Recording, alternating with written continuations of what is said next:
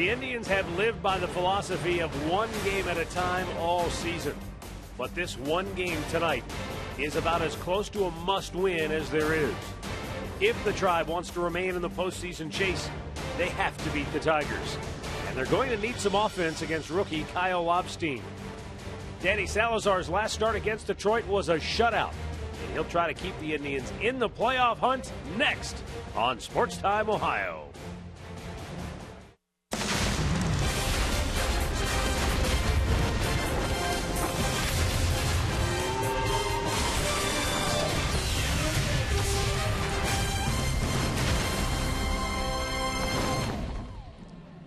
From Comerica Park in Detroit, Michigan, Indians baseball tonight. A huge game once again for the Tribe. It's game 2 of this 3-game series between the Cleveland Indians and the Detroit Tigers.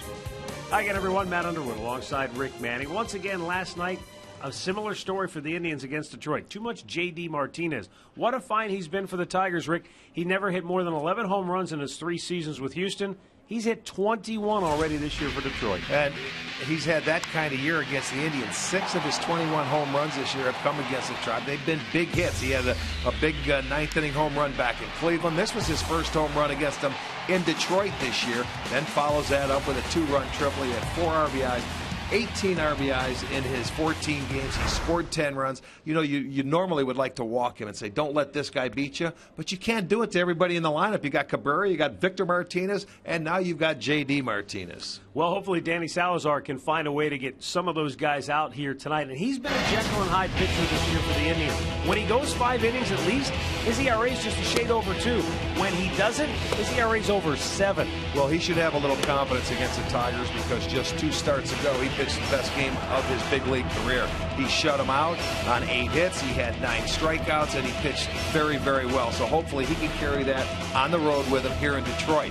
Now, he'll be matched up against left-hander Kyle Lobstein. He is 1-0 this year. A no decision back in Cleveland on September 2nd. Gave up 5 hits, and he had 10 strikeouts in just over 5 innings. We'll see if the Indians can find a way to solve Lobstein and get on the board early here in the Motor City as Danny Salazar will try to pitch the Tribe back into the series.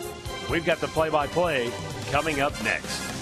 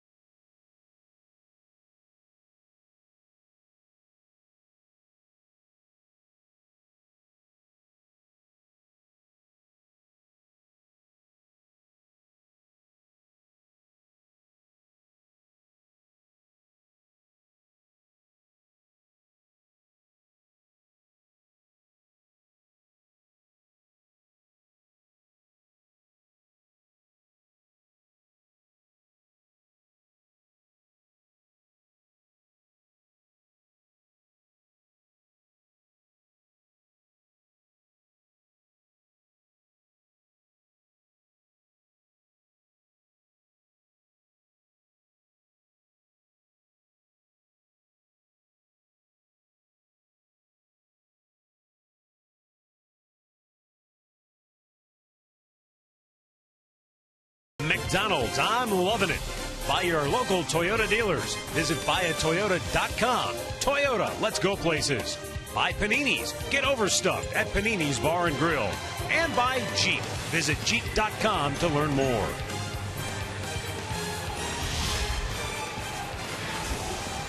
Well, it's a beautiful evening in downtown Detroit. A little on the chilly side. Game time temperature won't even reach 60 degrees tonight. Looking at around 57. But once again, good conditions, and the Indians in a must-win situation. Let's go downstairs to Katie Witham, who joins us next to the Tribe dugout with more on Danny Salazar and what he has to do tonight. Well, Matt, Danny Salazar has to come out like his pants are on fire, the Indians said, throwing at 95 miles an hour or harder.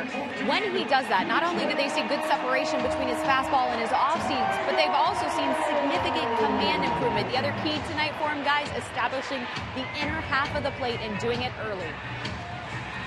Sometimes when guys throw with more velocity, they lose command. Not so in the case of Danny Salazar. Good case. He should have some confidence. He shut out the Tigers the last time he pitched against them. Let's take a look at Terry Francona's starting lineup.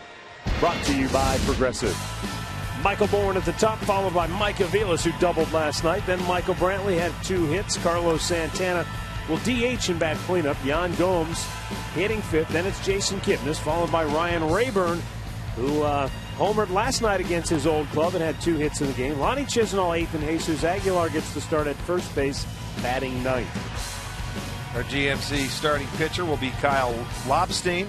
He is making his 4th career start, 2nd against the Indians. He pitched back on September 2nd, went 5 1/3, gave up 5 hits, a couple of runs. He had 10 strikeouts in his 5 1/3, and he walked 3. This will be his 3rd career start in Comerica Park. He is 1-0 here in a 1.54 ERA. So the Indians now, they know what he has. Let's see if they can make the adjustment. Let's set the defense behind him tonight. Kia defense will look like this. It'll be Martinez in left field. Davis is in center. Hunter is in right. Castellanos at 3rd. Romine gets the start at short. Kinsler is at 2nd. Cabrera at 1st tonight. And Avila behind the plate. Rob Drake behind the plate. Jerry Lane, the crew chief, at 1st. Hunter Wendelstedt at 2nd. And Mike Estabrook at 3rd.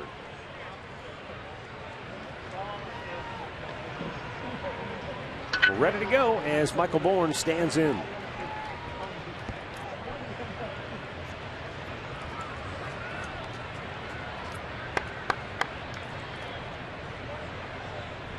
Left-hander Kyle Lobstein fires in there. First pitch, strike.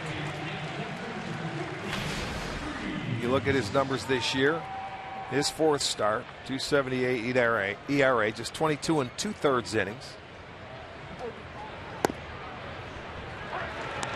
And he's quickly ahead of Bourne, 0-2.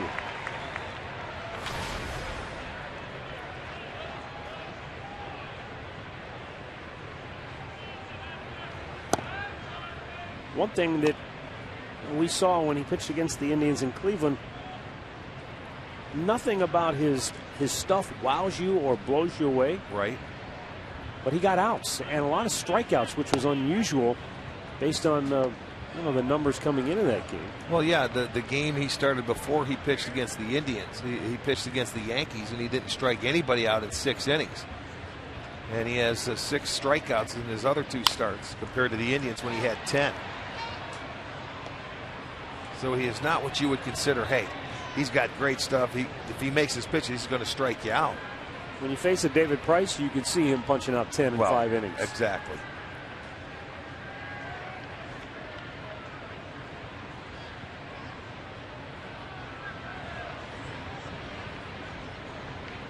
Two-two pitch. And a base hit into center field for Michael Bourne. He's going to take a hard turn. He's going to go for 2. Davis with the throw, not in time. Boy, that was great hustle right out of the box by Michael Bourne. Well, that's how doubles are made. When you can break out of the batter's box and think that it's a double right off the bat. And that's just great hustle. Watch him come out of the box. They were playing him to left center field, so he's off and running. He's going to make a hard turn, and he's just going to continue.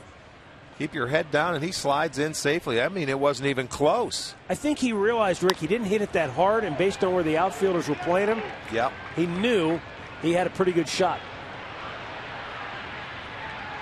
And you're right, it wasn't even a contest. So, leadoff man in scoring position for Mike Aviles.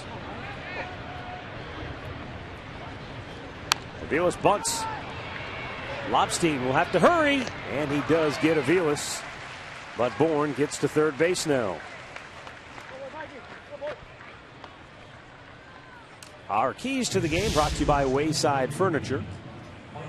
Middle of the field approach. We've already seen that from Bourne. And for Danny Salazar, fastball location will be of the utmost importance. Now Michael Brantley with a chance to get the Indians on the board first here tonight. Tigers will bring the infield in. The Indians did score first in last night's game, a rare loss for them when they do score first. 51-24 now on the year when they get the first run of the game across.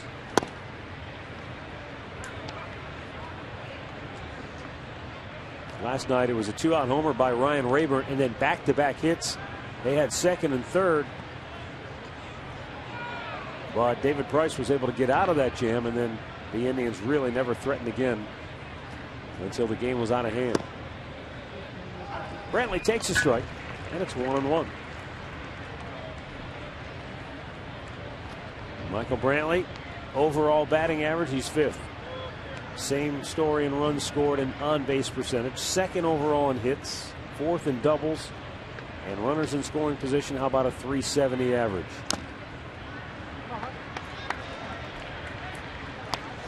Down to the count here, 1-2.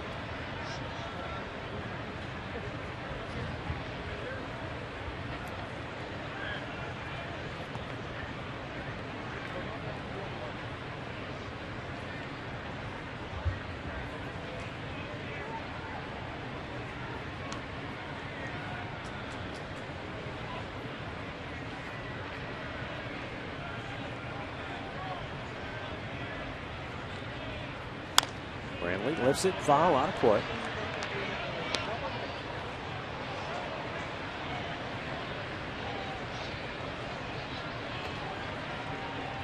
Nice way to start. If you're Michael Brantley, you have that man on third and less than 2 outs.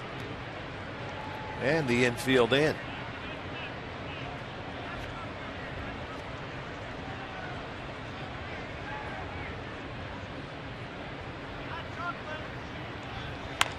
And another foul ball as Brantley continues to battle.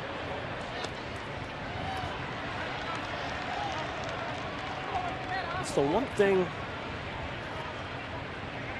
you tend to notice. It just really stands out when you watch a game. The good hitters spoil tough pitches. Yes, they do. They flick them. They do anything they can, and it frustrates a pitcher sometimes to the point where eventually he makes that mistake and they pounce on him. Well, it's tough to continue to make great pitches all the time. You know, if you don't chase bad pitches and you can foul off tough pitches, eventually you're going to get a pitch to your liking and get a base hit. But like you say, the good hitters find a way of doing that. He's not going to chase that curveball that's way out in front of the plate, and Avila does a nice job blocking it. We've seen Brantley do it all year long. We've seen Victor Martinez do it. Miguel Cabrera.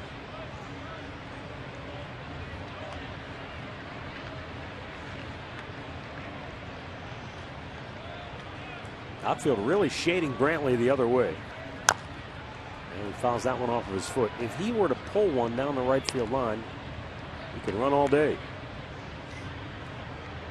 Torrey Hunter's a good 100 feet off the line in right field. Yeah, and for him to pull one, he's going to have to get a hanging breaking ball where he's going to make a mistake.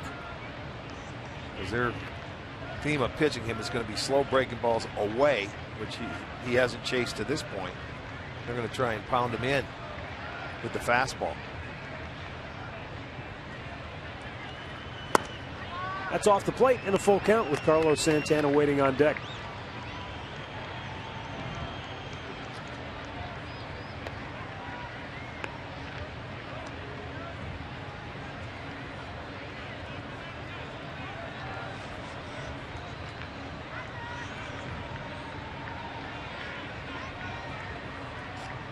Michael Bourne taking his lead in foul territory at third base.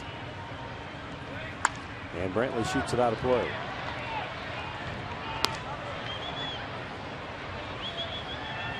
Would your guess be in this situation that Bourne would go on contact on the ground? Yeah, I would. The thing of it is, with his speed, why not? You're going to have to hit it right at one of those guys, and then if it is right at one of them, they're going to throw you out. You get caught in a rundown and let the hitter get to second base. You want to get that lead early. 3-2 again. Brantley drives it to deep right field. Hunter back. He's looking up. It is gone to Souvenir City.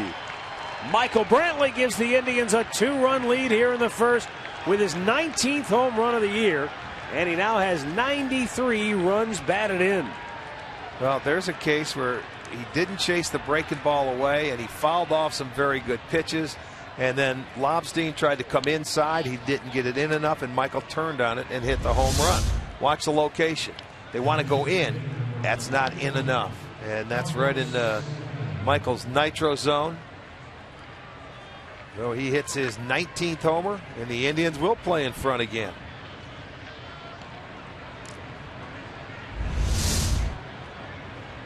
So Brantley, as he has done all season long, comes up with a key clutch hit early for the Tribe to give them the advantage here. Now Carlos Santana looks at ball one.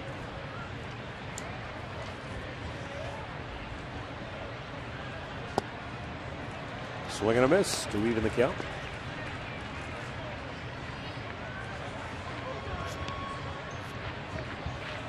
When you hit a home run like that early in the game, first inning, everybody's coming up. Do they want to know what you hit? Do they want to know? Are they trying to get some information from you? Well, yeah, they want to know what pitch you hit, where was it located, and situations like that. And as a hitter, hey, I just hit it good. I don't. He made a mistake, whatever. He fouled off some very good pitches to get that pitch, though. Well, that's what we were talking about. The good hitters, they spoil good pitches, and eventually they just wait you out. And if the pitcher makes a mistake, they don't miss. And that's why Brantley has been among the very best in the American League all season long. 2-2 to Santana. Inside.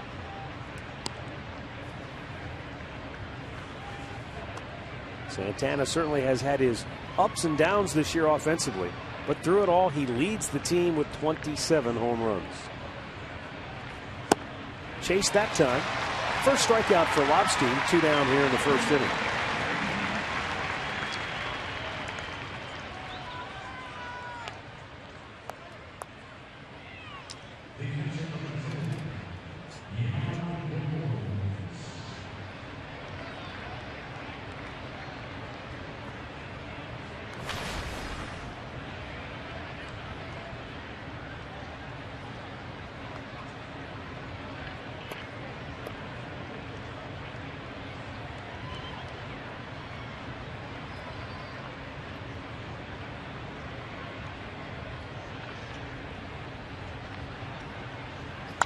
Yan Gomes fouls it back.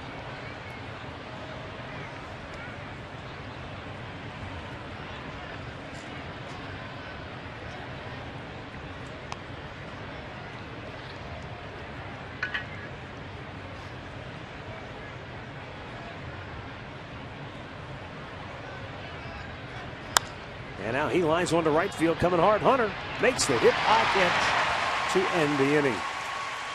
But Michael Brantley jumps on a pitch from Kyle Lobstein and lifts it out of here for a 2-0 Indians lead.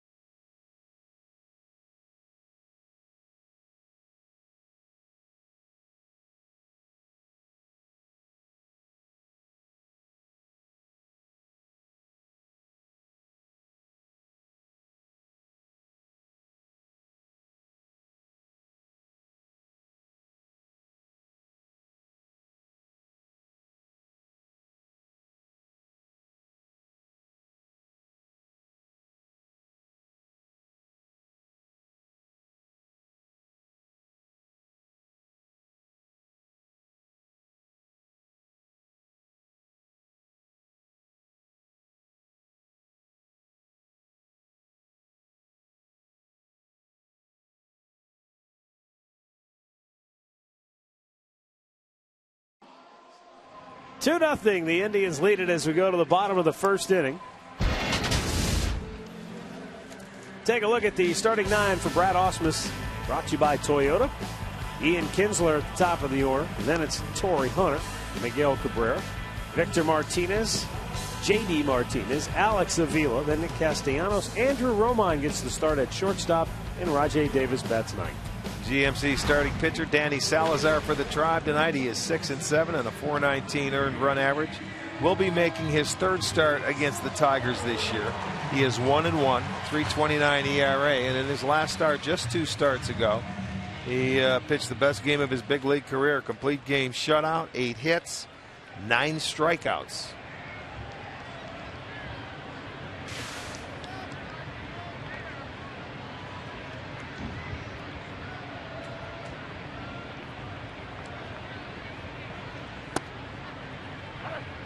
Ian Kinsler was 2 for 5 with a double and a run batted in last night.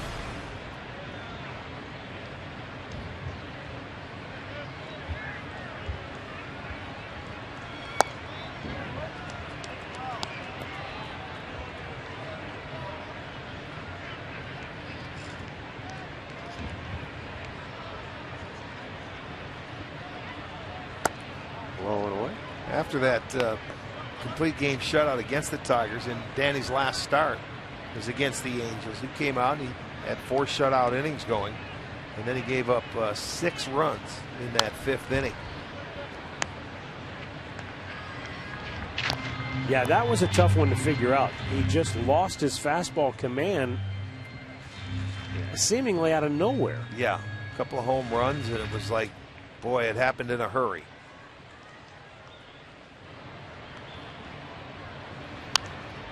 2-2 fouled back. It was similar to the start Trevor Bauer had recently, where you're going along and everything seems to be okay, and then it was a span of 4 hitters and 9 pitches boom. Against Minnesota. Exactly. But at least in his case, he was able to move on from there and pitch well. Danny could not get out of that inning. Did he go? He did, and that's that.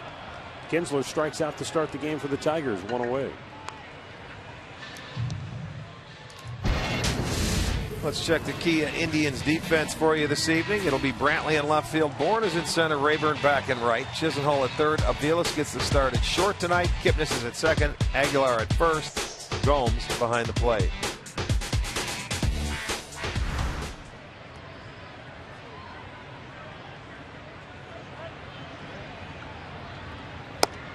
Yeah, Torrey Hunter looks at a ball outside.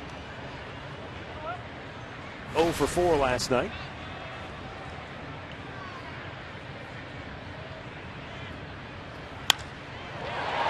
Drills that one at deep left. Back goes Brantley onto the track and makes the catch in deep left center field for out number 1. Out number 2.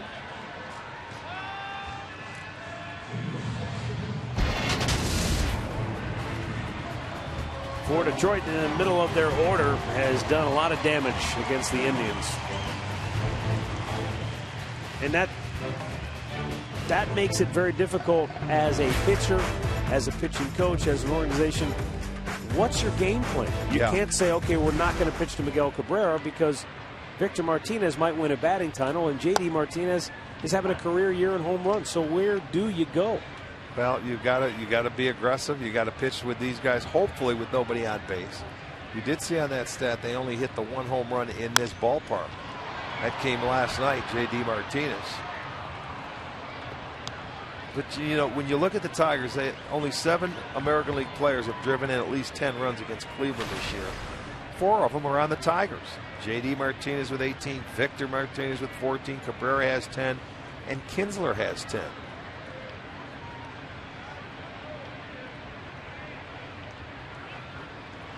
Swing and a miss. Danny Salazar blew it right by him. 98 miles an hour. He strikes out a pair here in the first, and the Indians lead it 2-0.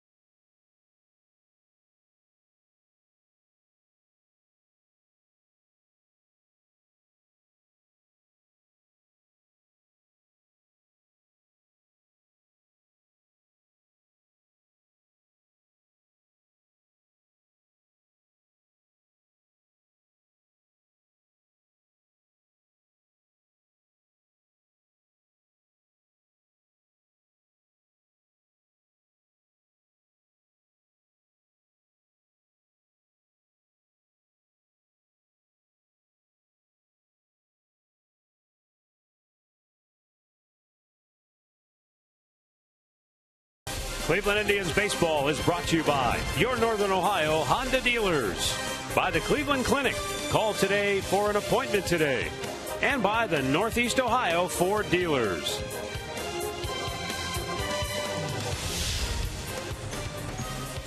Two 2-0 Cleveland as we go to the second. For the Tribe, Jason Kipnis will lead it off. Kipnis 1 for 4 last night in the series opener. And he drives one to right center field. Torrey Hunter over into the gap, makes the catch.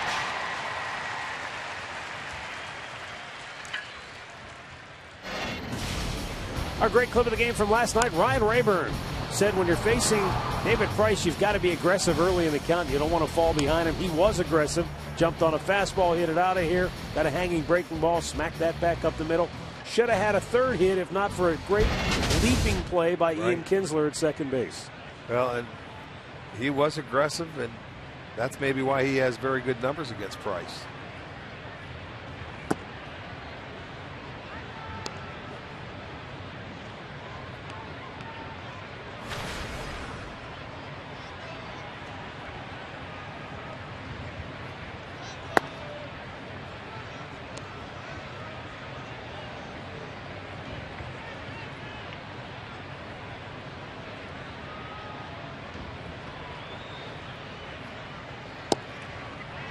You know, we were talking, Rick, about the fact that, you know, Lobstein, when you look at what he features stuff-wise, it's kind of hard to explain.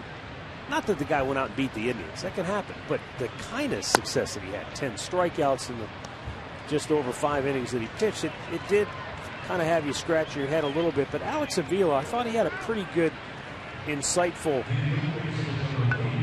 take on Lobstein's pitches. He said, look, he's got a good sinking fastball, and his four-seamer may only be 90 miles an hour, but when you're able to mix in all your other pitches and throw them for strikes, that fastball looks like it's 94. Yeah. So I think his fastball, maybe we refer to it as sneaky fast, because obviously he was able to throw it by guys. And it's a matter of locating all your other pitches to go with it as well. You look down in the zone, and the next thing you know, that fastball's on you. I mean, you look at his numbers down in AAA this year, Matt Toledo, he's 9-11 and an ERA of 4.07 in 25 starts. So nothing, he gave up 174 hits in 146 innings. So they were hitting him down there. It's just a matter of, I don't know if he's got to be around or you have to see him a couple of times. Well, even his manager, Brad Ausmus, says, quote, I don't know if I can fully explain it. I think there are some people who just are able to elevate their game when they're on the big stage. Whether or not he can continue to do that, only time will tell. He's got Chisenhall down on the count 1-2 after walking Rayburn. Indians jumping on him thanks to Michael Brantley's 2-run homer in the first.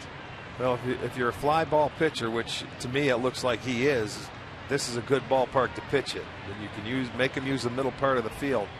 Huge, spacious center field, right center to left center.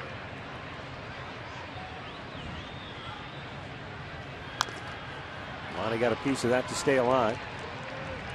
Kansas City's jumped out to a 2-0 lead on Boston.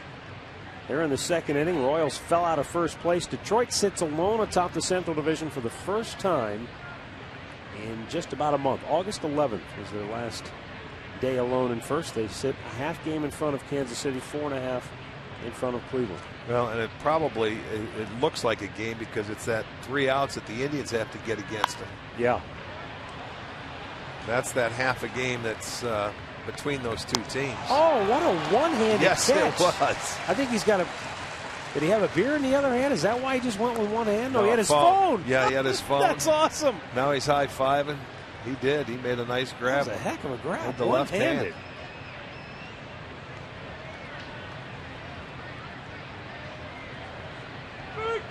Chisenhall bangs it to first. Cabrera steps on the bag, and now they've got Rayburn in the rundown. Yeah, get Cabrera out of there. He can't run.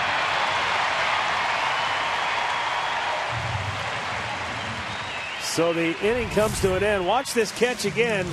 One hand, phone. Don't worry about it. I got it. No problem.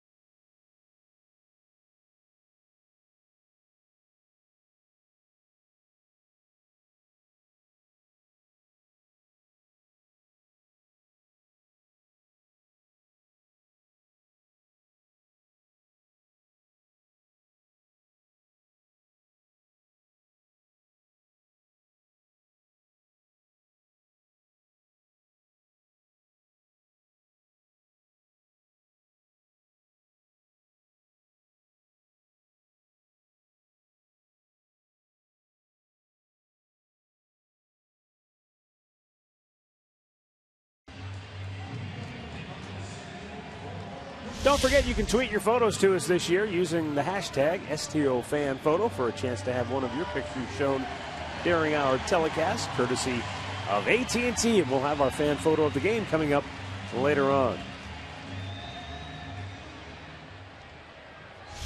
Victor Martinez, J.D. Martinez, and Alex Avila for Detroit here in the second inning.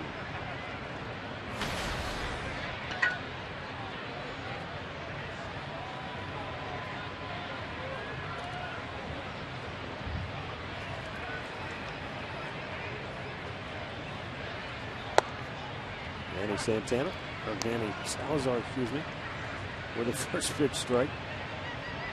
We'll see Danny Santana at the end of this road trip.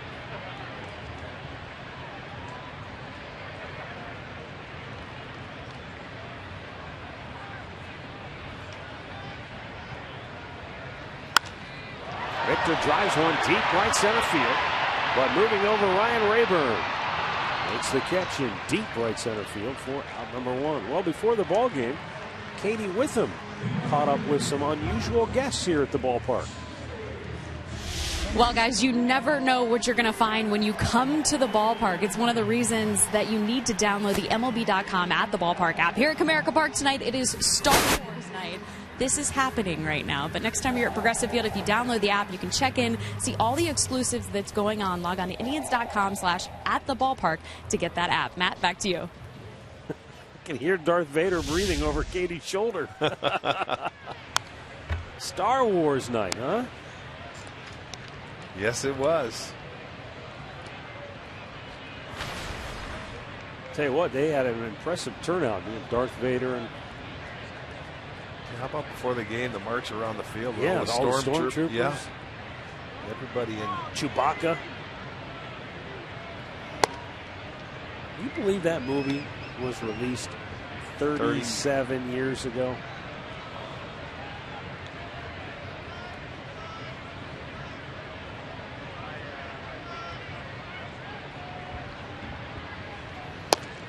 Pitch on the outside corner for a strike.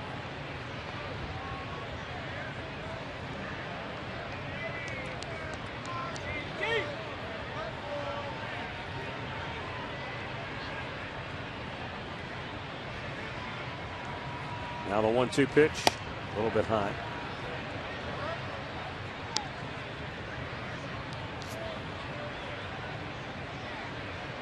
Katie told us that the Indians want to see Danny Salazar come out and pitch like his pants are on fire. So a night like this, I guess you could add that they want him to channel his inner Jedi Knight.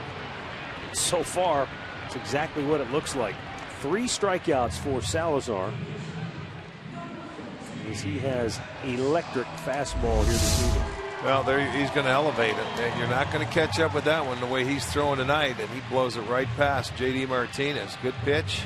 Also would love to see him pitch inside as well to some of these hitters. Tigers have hit 23 home runs against the Indians this year.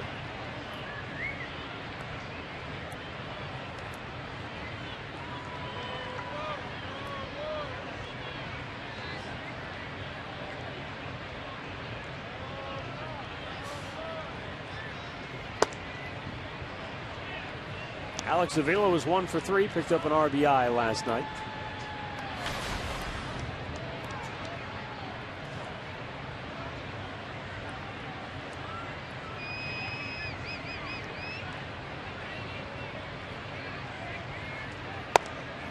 And a little bit high there, 2-0.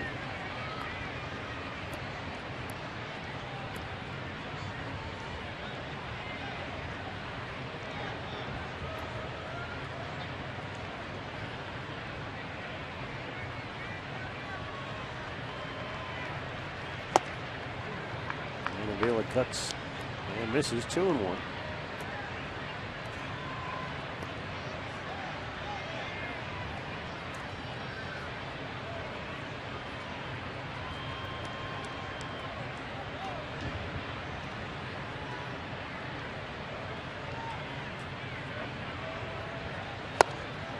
Right by him.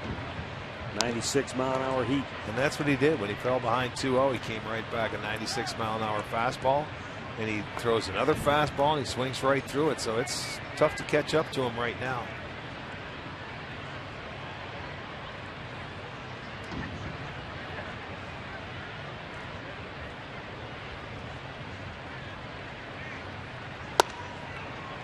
Feel it, no match for Salazar.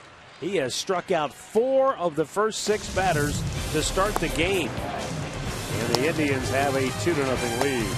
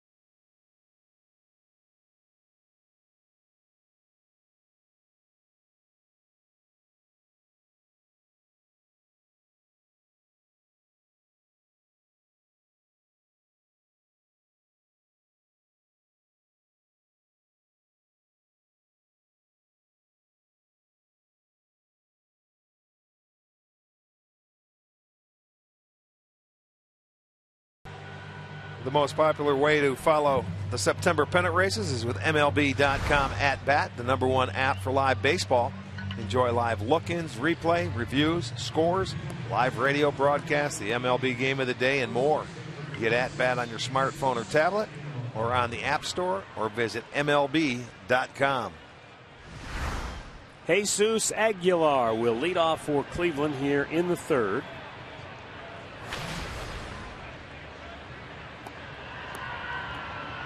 You see his numbers there, nothing to write home about. However, there's a reason why he's in the starting lineup tonight. I'll show you here in a moment as Kyle Lobstein delivers low and away for ball 1. Aguilar down in the minor leagues has faced Mr. Lobstein, 3 for 5 with a home run.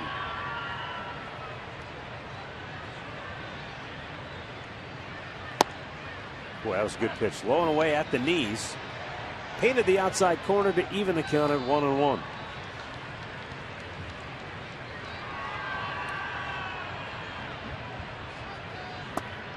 Down low. Aguilar, like a lot of young players, finding it tough to find his groove here at the major league level because he's not playing much. Yeah, it's one thing when you get called up and you get an opportunity to play, but once the September hits, you're going to just get a, hopefully you get an at-bat here or there, you get a chance to play. In a good count here, 3-1. Got a pitch to hit, but pops it up. Right field, near the line. Torrey Hunter's there. 1 away.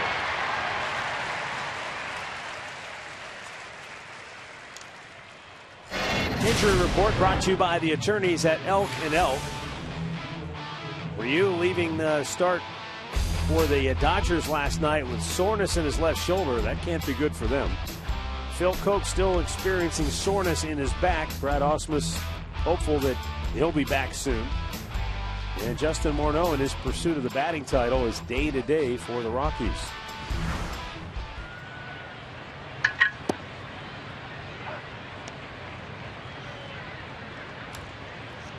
Depending on how these last 2 games play out in this series, the absence of Phil Koch certainly plays a role because He's one of those really reliable late inning left-handers for Brad Ausmus, and against the Indians we usually see all of those left-handers in a series. And he didn't get off to a very good start this year, but he's been pitching better recently, later in the year after the All-Star break, and that's somebody you can count on. And you don't have him now.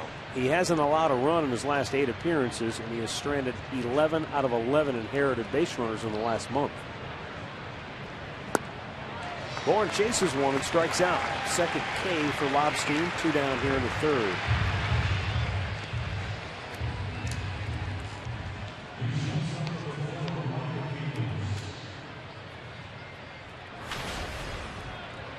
Brings up Mike Aviles, who laid down a sacrifice bunt his first time up.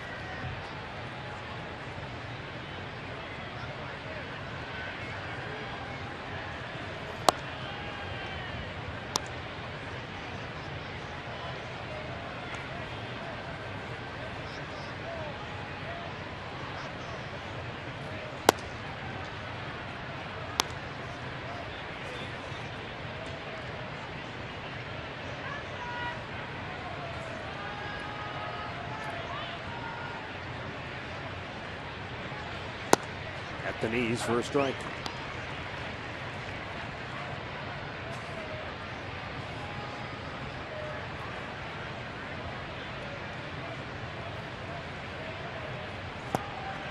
And Aviles fooled by the off-speed pitch.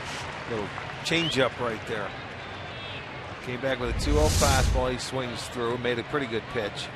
There's the change-up down. Got him to chase it. Down in the dirt.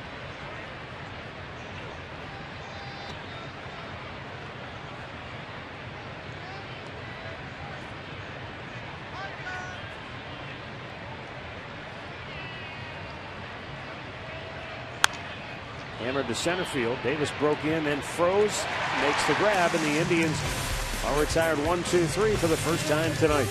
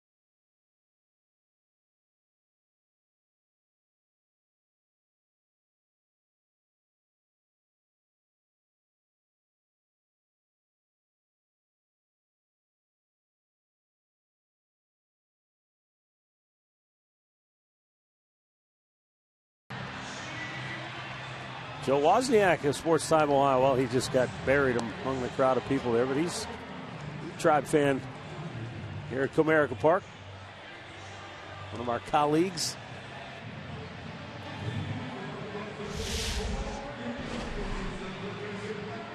Stick around later in the game for Miller Time, brought to you by Miller Lite.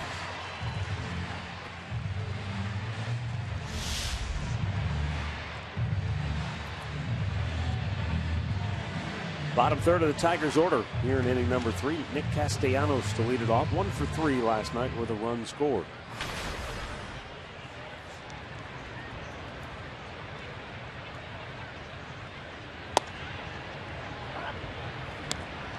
Nice get me over slider for strike 1. You have to look fastball off of Salazar, especially as hard as he's throwing tonight early. Castellanos is hitting 12 straight against the Indians.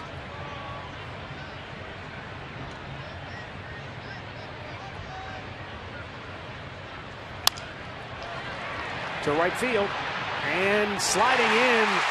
Rayburn couldn't make the catch. Castellanos holds, and the Tigers have their first hit of the night. Make it 13 now. I thought that ball was going to stay up enough for Rayburn to come in and get it. And then he started, you know, he sort of started laterally. I think he thinking it was going to be able to go in. Then he had to come straight in and couldn't get there. So the ball falls in, base hit. Now up comes Andrew Romine.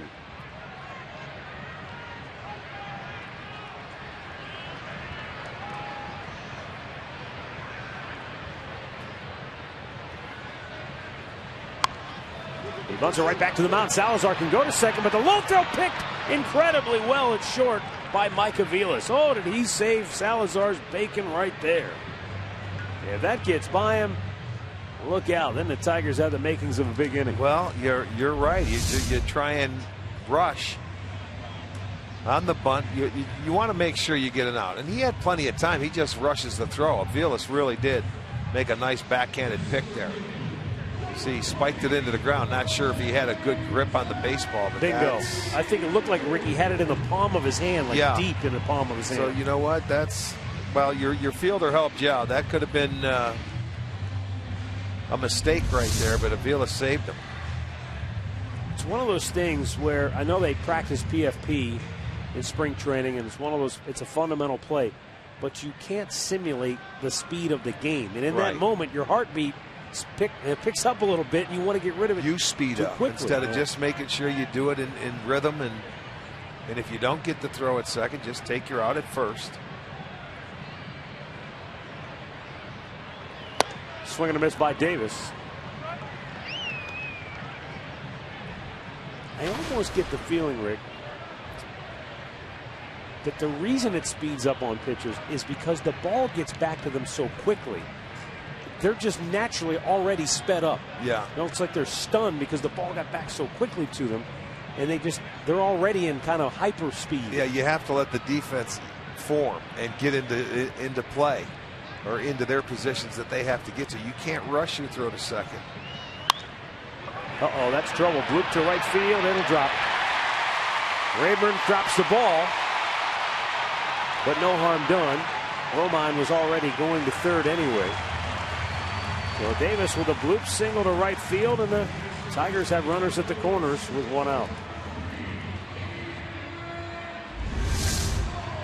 Yeah, there's nothing. He bloops this one. It was a high fastball, but Davis stayed inside of it and gets it down the line. Rayburn dropped it, and it's a good thing because Davis didn't pick it up originally.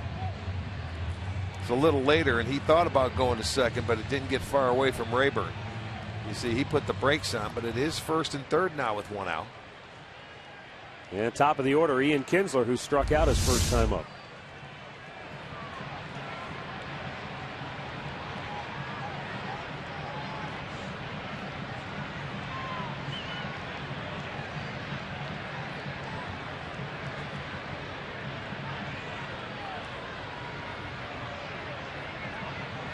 Salazar deals, and Kinsler lines one into center field. That's a base hit. Third hit of the inning. Tigers are on the board. Davis goes to third, and it's a 2-1 ball game.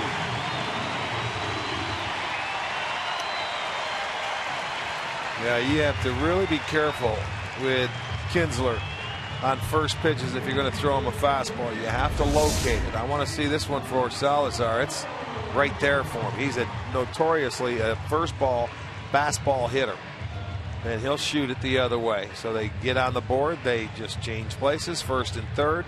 Still just one out, and it's a 2-1 ball game.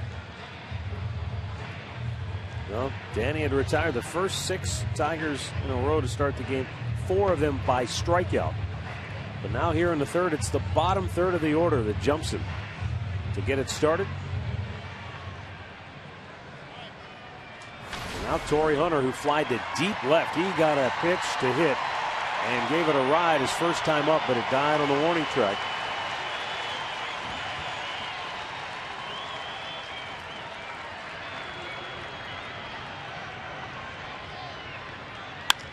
And he drives one to right center field. Caught by Rayburn. Tagging and coming home. And scoring the tying run is Rajai Davis. Hunter with RBI number 76.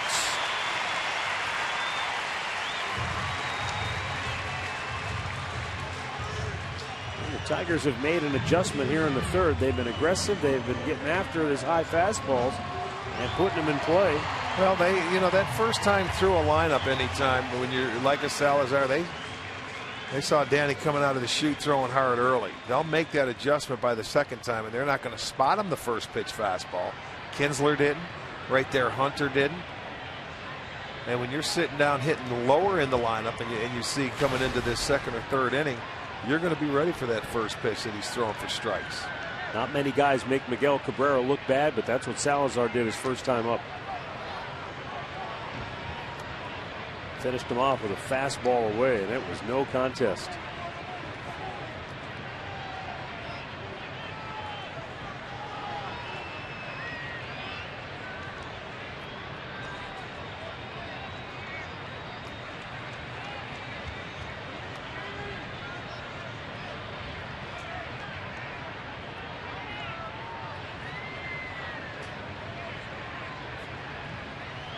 Close play at first, very close indeed. I thought they almost had him. Looked like he might have been going there, Matt. Wow, that was real close.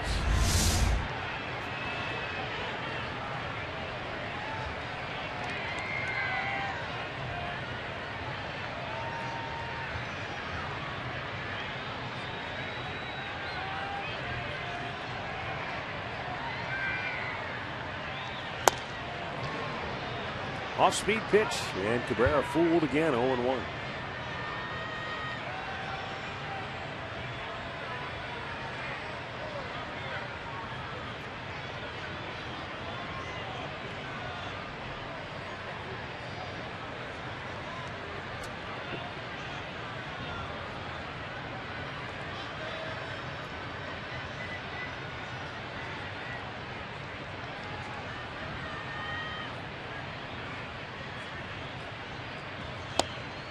Would by him. Boy, Salazar has got Cabrera tied up in knots so far here tonight. Well, he got him with the heater the first time up. He's throwing the fastball by him right now. Looks like Cabrera may be cheating a little bit for the ball on the inside part of the plate, not catching up to it on the outside. See if he stays with the heater or goes back to that slider. Don't slow it down for him. Took off on him. He tried to overthrow that pitch. You need a nice dart like he did the pitch before. Make him use those legs. Make him use that backside to drive the ball or to hit the ball. That's the part that's hurting him. When you slow it down for him, you let his hands make an adjustment, and he can slap it anywhere he wants to. If you don't make it in your location.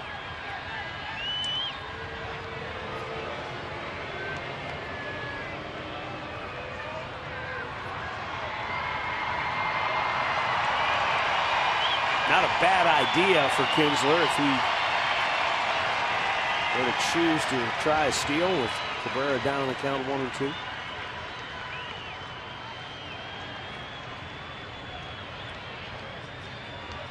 They got him this time, but Aguilar, yep, he got him.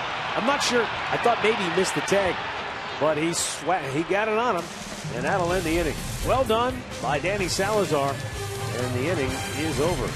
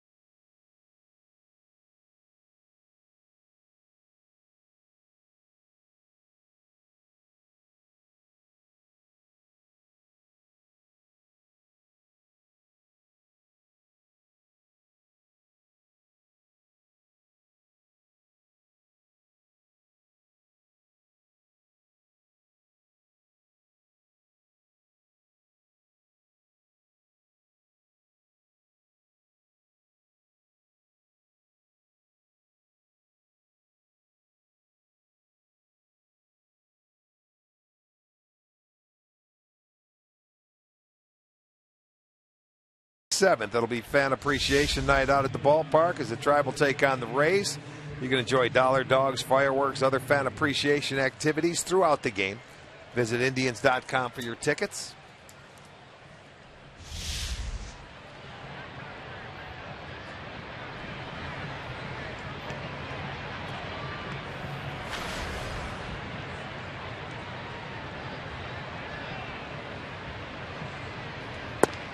Michael Brantley takes a strike. Brantley hit a 2-run homer in the first to give the Indians the early lead.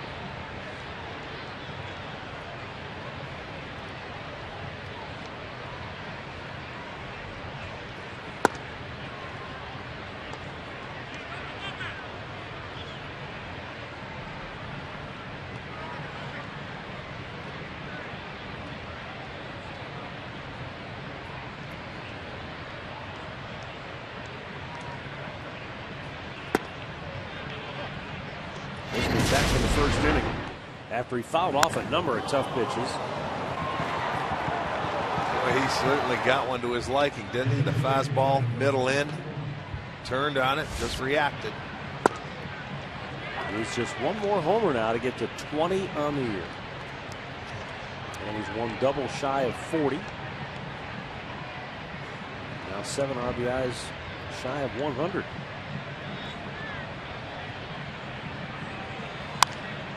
To center field, Davis breaking in and reaches down to make the catch. One away. Right now on FoxSportsOhio.com, Ohio State's Noah Spence remains suspended by the Big Ten. Josh Gordon will reportedly have a shorter suspension under the new drug policy, and see how the Buckeyes fared against Kent State. Get complete coverage of all today's action involving Ohio sports on FoxSportsOhio.com.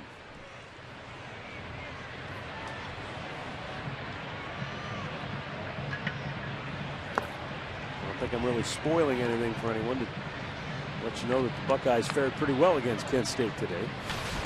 Bouncing back from a tough loss, disappointment last weekend at home against Virginia Tech.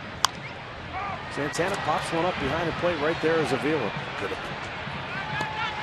2 down.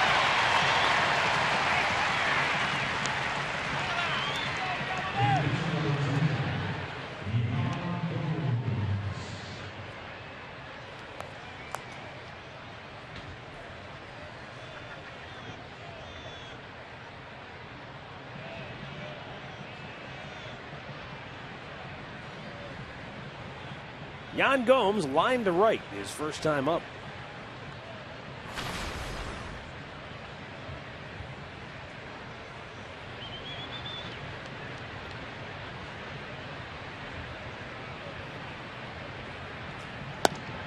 Pitch outside, ball 1.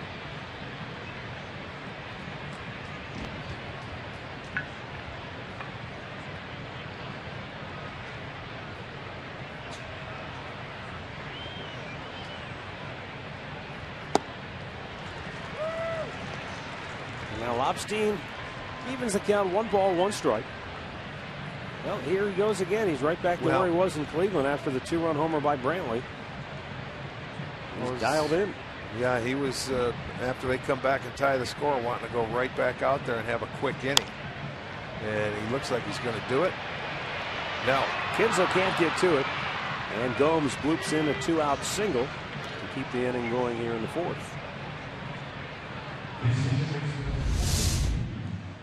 Well, there Gomes. He pushes that one off. That would look like a fastball or maybe a cutter, something that was coming in on his hands, but he pushes it off the other way. Kinsler can't catch up to it. It'll fall for a base hit. 3rd hit now for the Indians, and the first one since Brantley's home run.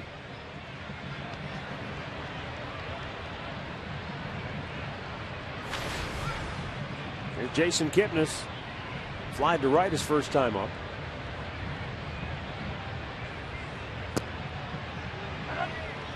Torrey Hunter, the way he plays right field, generally speaking, he cheats over towards the gap because that's where you can get burned. That's Triple's alley over there. He figures if you hit it down the line, it's a double anyway. Yeah, it'll take him a little bit to get there, but you're right. It's only going to be a double, shorter throw. If he's playing over towards the line, you hit it in the gap. If you can run, it's a triple.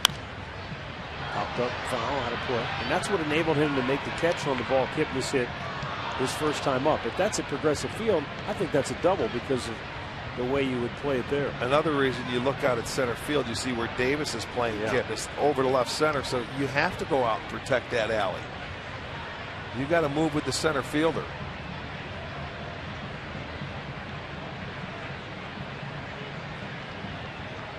Oh, and 2 the count. Just off the outside edge.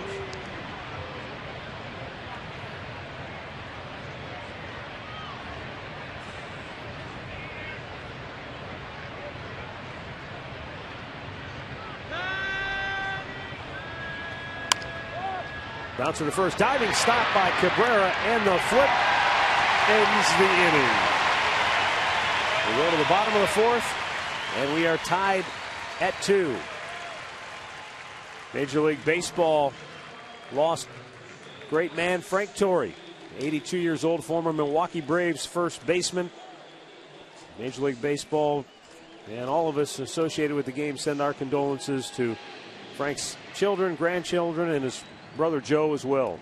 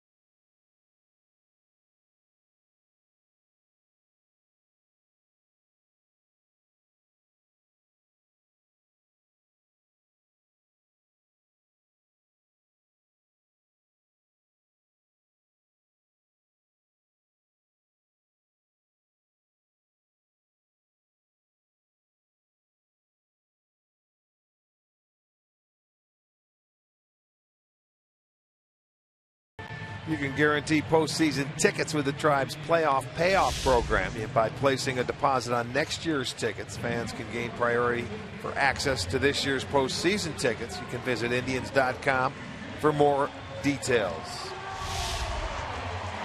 Tyler Holt has taken over for Ryan Rayburn in right field. Don't know if it's well, you remember something happened to Rayburn. He came in and he had that dive coming in on that one ball out there, so I'm not sure if that had anything to do with it. Out of play, Miguel Cabrera. He was down on the count. And Salazar had a chance to put him away with 2 strikes, but then he and Kinsler got picked off at first base to end the inning.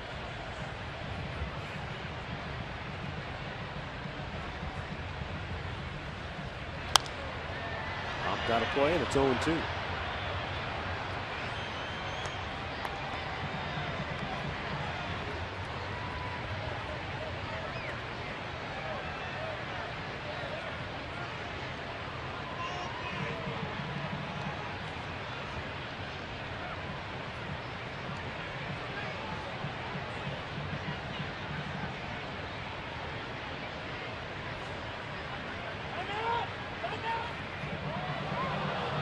I didn't see anybody call timeout, to be honest with you.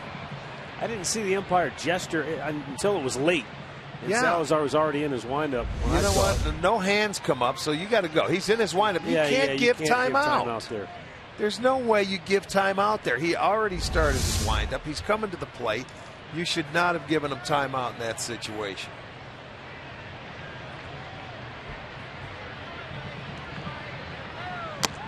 swung on, missed. He blew it right by him. 5 strikeouts for Danny Salazar here tonight.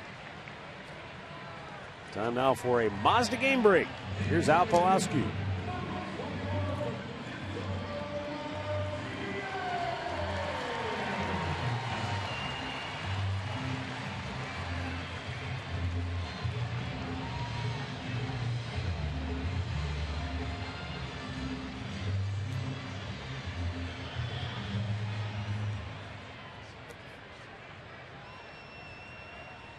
Here it's a 2-2 ball game. And Victor Martinez, who flied to deep right in the second inning, takes the ball down low.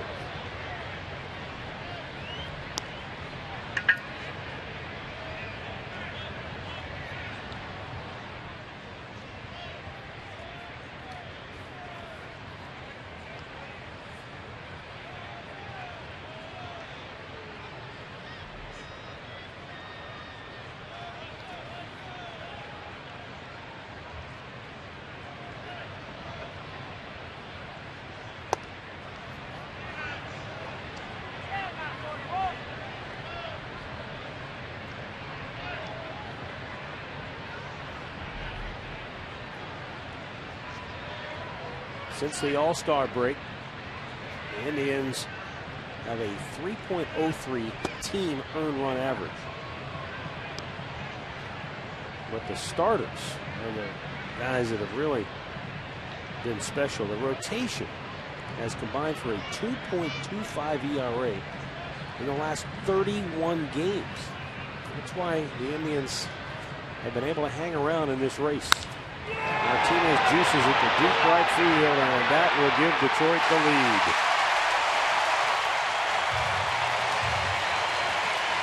Home run number 31 for Victor Martinez, his 98th run batted in. And the Tigers take their first lead of the night at 3-2.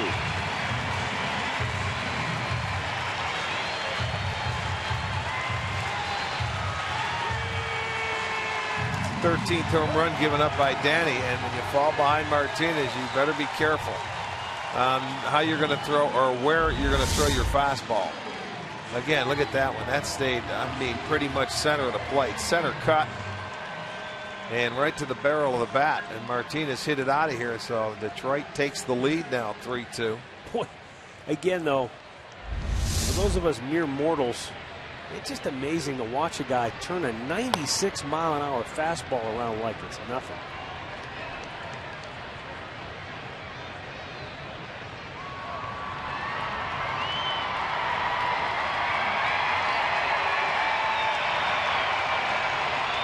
Detroit.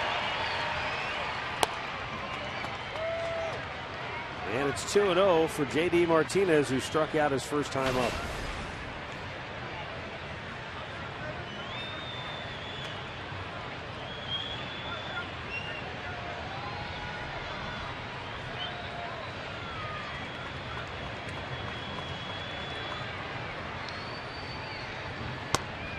Well, when you start playing baseball, the Tigers, you know, it's a pennant race now. It's September.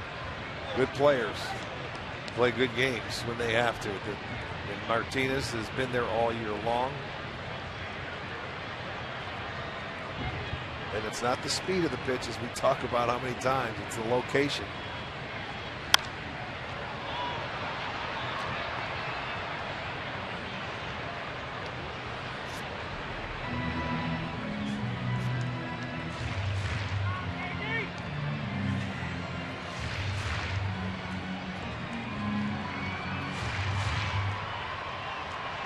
He elevated the fastball to J.D. Martinez the last time to get him to swing and miss.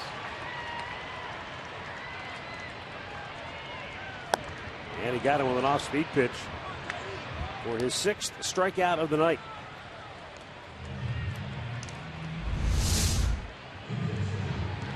Looked like is that a slider? Or, as we said, it's tough to tell sometimes his slider and his changeup. Yeah, no.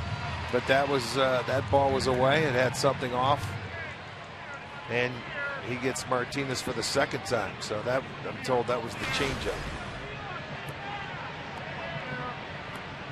Alex Avila struck out his first time up.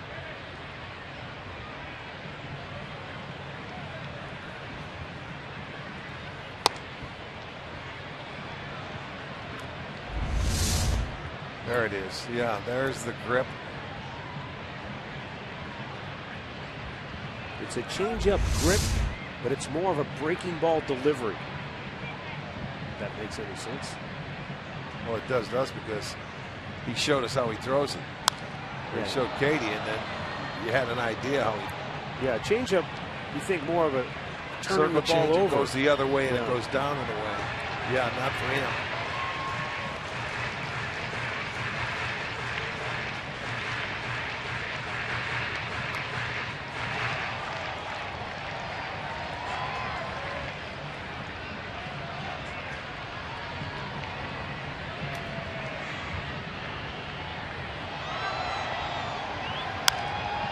Fouled right back.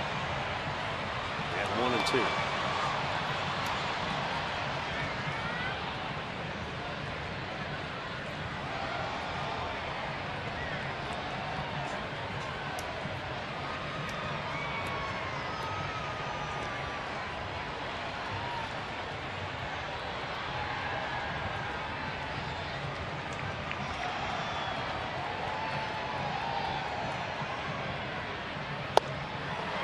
Threw it right by him.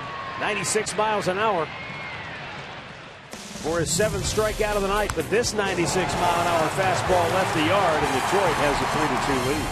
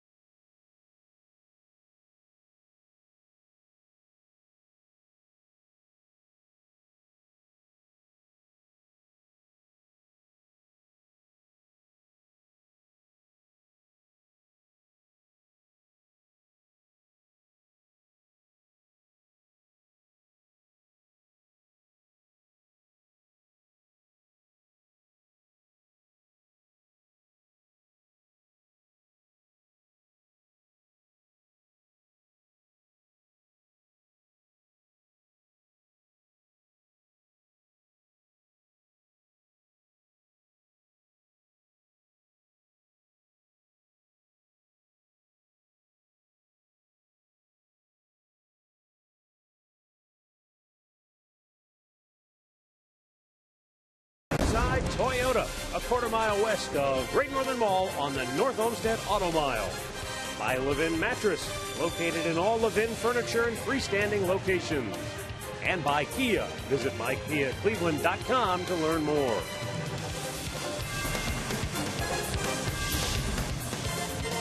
All right, we head to the 5th inning. Detroit has scored the last 3 runs of this game to take the lead, and now the Indians go to work with the bottom third of the order. Tyler Holt will get his first at bat of the night after taking over for Ryan Rayburn.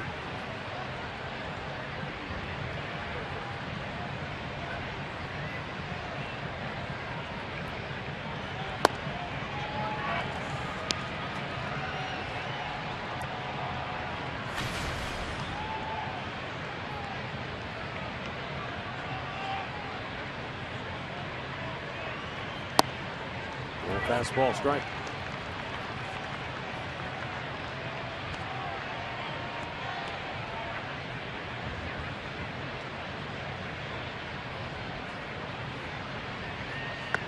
Now low.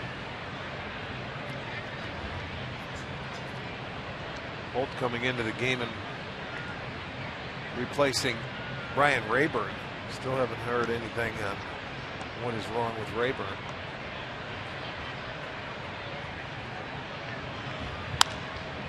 Bounce to third, backing up on it. Castellanos did a nice job to make the play.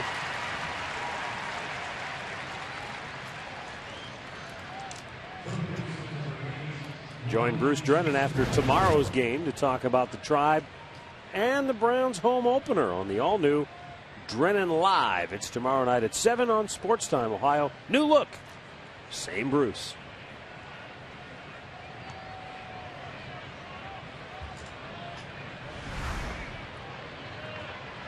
Lonnie Chisenhall grounded out his first time up, and he takes a called strike.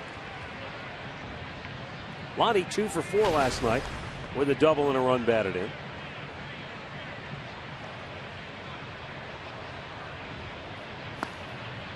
And a pitch is low and away.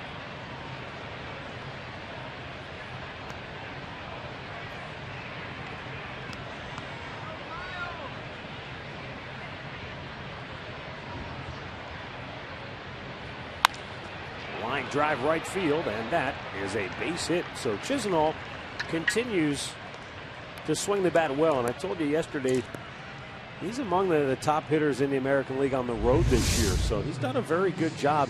And Rick, he's got, because he's been able to get playing time this year against left-handed pitching, he's hitting left-handed pitching. He's done a remarkable job, I think, this year against left-handed. He just never had that opportunity or wasn't given the chance to play against lefties. And he didn't start out this year getting that opportunity. He earned his way to face left-handers from hitting the baseball. Starting off, and remember, he started off so hot. And he just maintains it. He's got a nice stroke. I think he feels very comfortable against him right now. He's got confidence against him. Lonnie started the night 6th in the American League in road batting average, but it's the job he's done against the lefties that has been a separator, I think, for him this year. Popped out of play. Now, as we all know, sometimes for left-handed hitters, it can be a year-to-year thing. Some years yes, it can. You're on them and you got it, and then the next year nothing might change at all, but you just don't have the same success. And people say, "How come you're not hitting lefties this year?" Right? And you can't figure it out. Well, he's had a very good approach, but like everything, it does. Everything changes from year to year. Jesus Aguilar singles into left field. Now the Indians have something brewing with 2 on and 1 out here in the 5th inning. So now it's the Indians' bottom of the order. Just as the Tigers got it rolling in the 3rd inning with the bottom third of their order. Here in the 5th, it's the Indians, as you see Aguilar on the Phantom cam with the barrel head getting out front, able to pull that ball through the left side of the infield.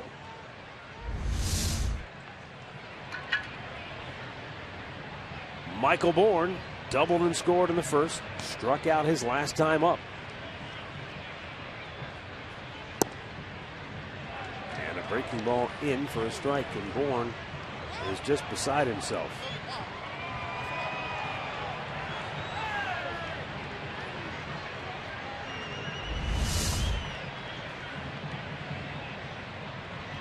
And I can see why. Yeah, he's just saying, hey, where he caught that ball, that's too low. That can't be a strike. See that, and you come right back with it, and I'm surprised he didn't go after and swing at it. Well, if he'd have called it a strike, we might have had a brouhaha on our hands. I'll tell you that.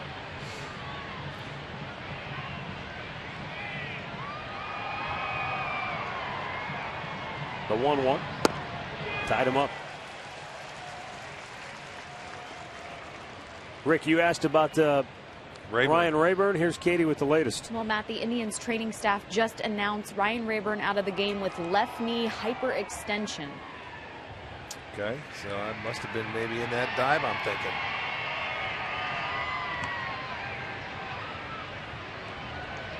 The 1-2, low and away.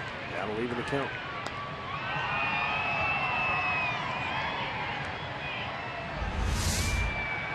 This was the diving effort.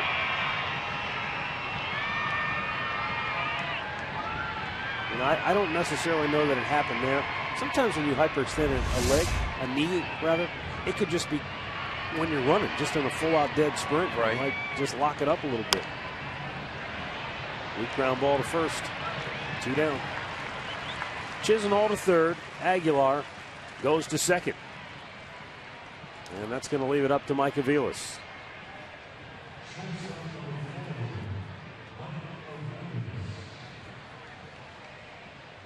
Now Aviles laid down a sacrifice bunt his first time up. Flied to center in the third. Key spot right here for the Tribe, though, as they look for one of those clutch 2-out hits with a runner in scoring position. Now Aviles on the year with runners in scoring position has batted just .214.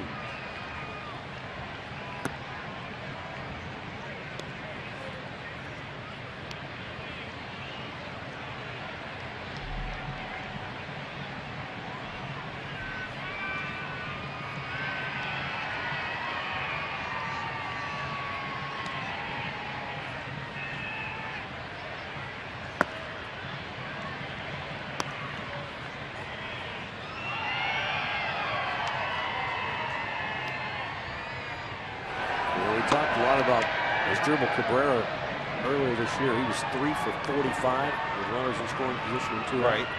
Aviles 6 for 41.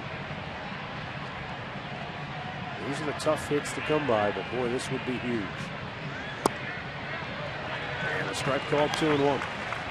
You saw the Tigers bullpen busy as Lobstein over 80 pitches with 2 outs here in the 5th inning.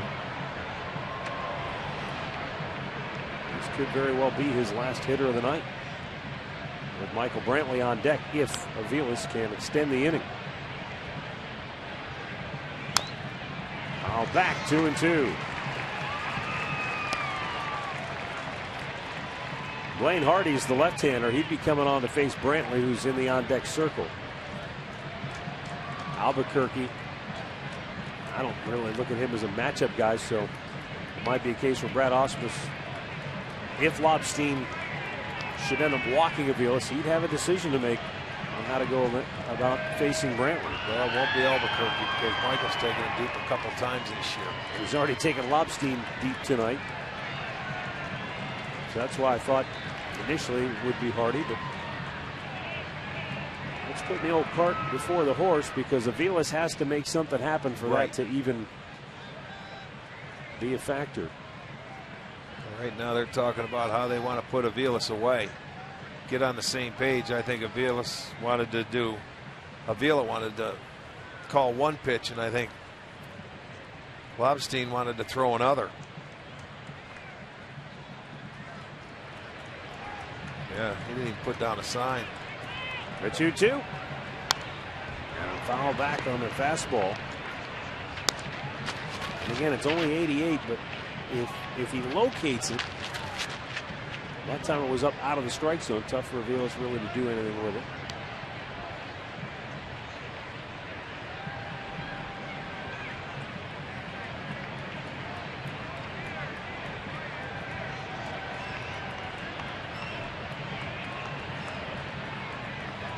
Second and third with 2 down, and the 2-2 pitch. Bounced foul by inches. Oh, man. And I mean, Castellanos is practically standing on the chalk. It looked like he came back with a back foot slider. A breaking ball that comes down and in, and Aviles gets to it. And it just misses. Chisenhall down at third, and it can't be fouled by much. Just in front of the bag, you can see it skip by.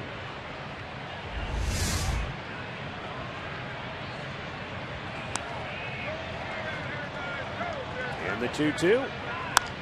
Shoots it down the right field line. Fair ball. Hits the sidewall and caroms back toward the grass. 2 will score, and the Indians take the lead. Mike Aviles with the clutch, and I mean clutch, 2 out, 2-run double, and the Indians are in front 4-3. Yeah, he went from one line to the other. This is going to be our McDonald's. I'm loving it. I love that hit there. He did exactly what he had to do with that pitch. It was a good pitch by Lobstein, but Aviles stayed on it. After pulling that one fouled on the third base line, he stayed on it. Beautiful swing right there. So that'll be The Indians back in front now, 4-3 with the 2 RBI double by Mike Aviles. Michael Brantley looks at a ball down low. It's funny, you watch Aviles sometimes, and with that almost step in the bucket approach that he has, you think he's just a dead pull hitter. And then the last 2 nights, twice, he's rifled a ball down the right field line for doubles. It almost looks unorthodox, but he makes it work. He keeps his hands back. Is what happens, and that ball was away. Here's a liner to right center field. Torrey Hunter makes the backhanded catch. That was tougher than he made it look. But a good play by Hunter ends the inning. However, Mike Aviles goes oppo down the line, and the Tribe regains the lead.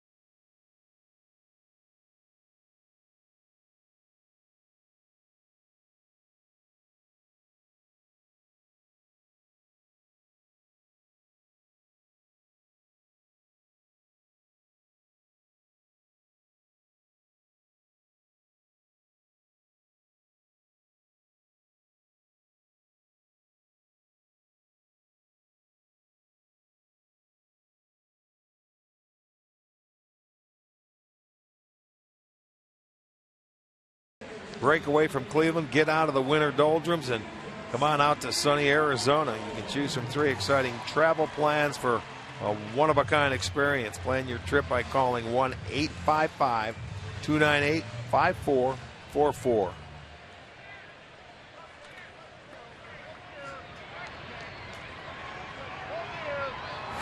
This year the season began in March. Next year it'll be a little bit later. About a week later, yeah. Sometime in early April, I believe. So if you're thinking about making your plans for spring training, you won't have to look to late February, but games will actually start in March, spring training games. 1-0 pitch. In for a strike. Up for Salazar now to put a 0 on the board. Yeah, this would be big for Danny, who after the Indians scored 2 in the first, he held the lead until the 3rd inning when he gave up 2, and then Victor Martinez homered to put Detroit in front in the 4th inning. But now the Indians have responded with 2 in the top half of the 5th.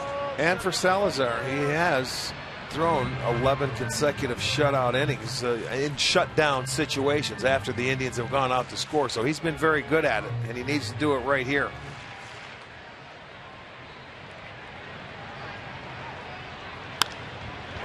Line drive, base hit, left field, down into the corner it goes.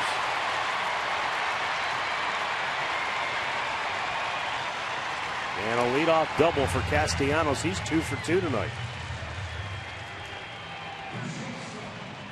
Well, he's 2 for 2 in the bottom part of the lineup. They have 3 hits. There's that little spinner that stayed middle of the plate, and he drops it down into the left field corner. And as I told you, I think it was his last start in Cleveland, Danny has a trouble with the bottom part of the lineup. He handles 1 through 5, 1 through 6 pretty well. It's 7 through 9 that have had success against him.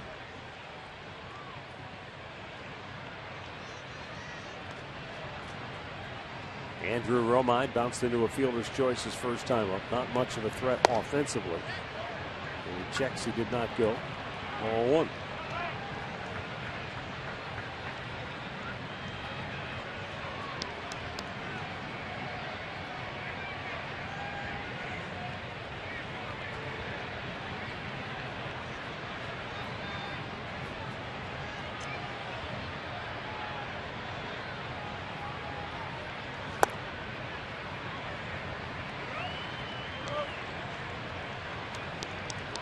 Two balls, no strikes.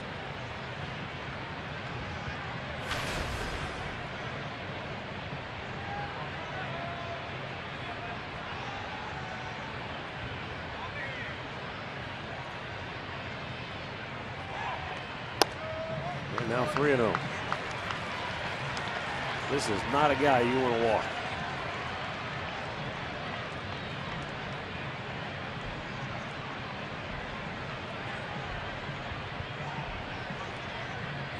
Hitting .222 on the year. There aren't many spots in this Tigers lineup where you can, as a pitcher, maybe relax a little bit.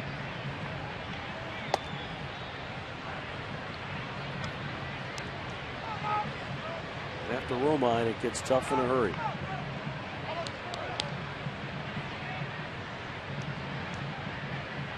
Davis batting .286, waits on deck. And Ian Kinsler follows him.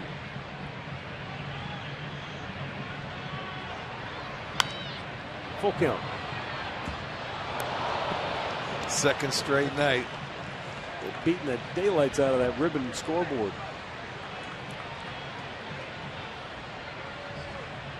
Victor knocked out a panel last night. Yes, he did. And now Romine's knocked out one here this evening.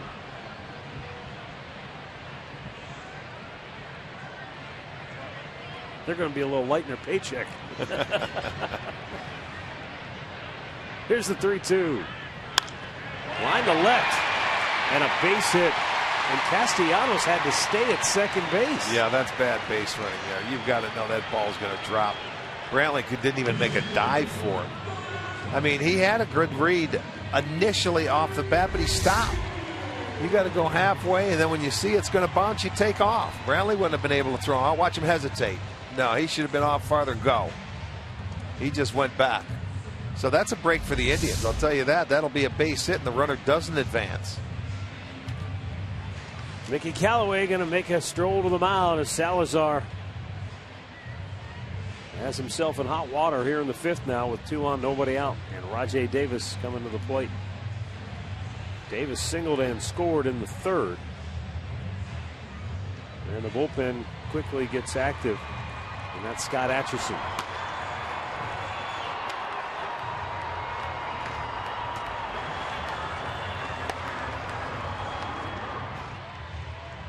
Out of his 60 pitches, Danny Salazar's thrown 42 strikes.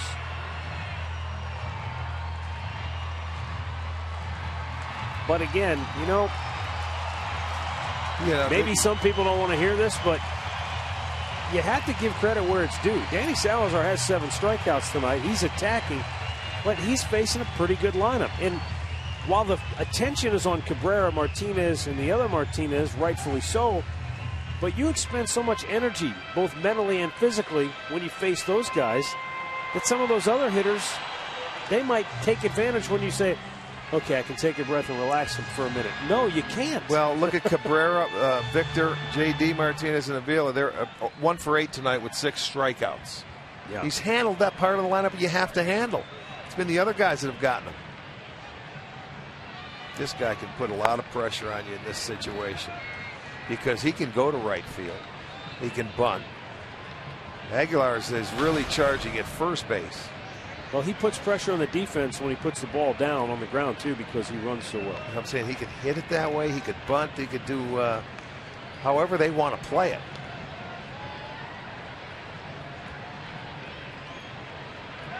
He singled against Salazar his last time up to right. He squares, bunts it. Salazar says, I'll take it. He does, throws to first. And the sacrifice goes 1-4. And the Tigers have 2 in scoring position.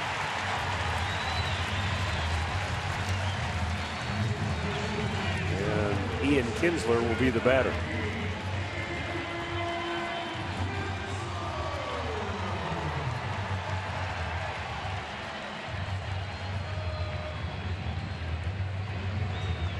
All right, now Ian Kinsler, what you know about him is what we've already seen tonight. Notorious first ball, fastball hitter. If you throw him a fastball and it's anywhere near the plate, he's going to get after it. He's going to swing, yes, just locate it. Last time it was sort of middle in and he took it the other way.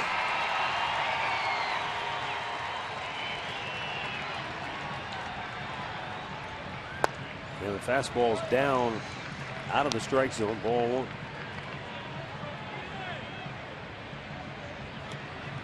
That RBI single in the third for Kinsler gives him 80 runs batted in on the year. Kyle Lobstein, the left-hander, on the hook at the moment, but his night might be over. Detroit's bullpen is active. The 1-0. 2 balls, no strikes.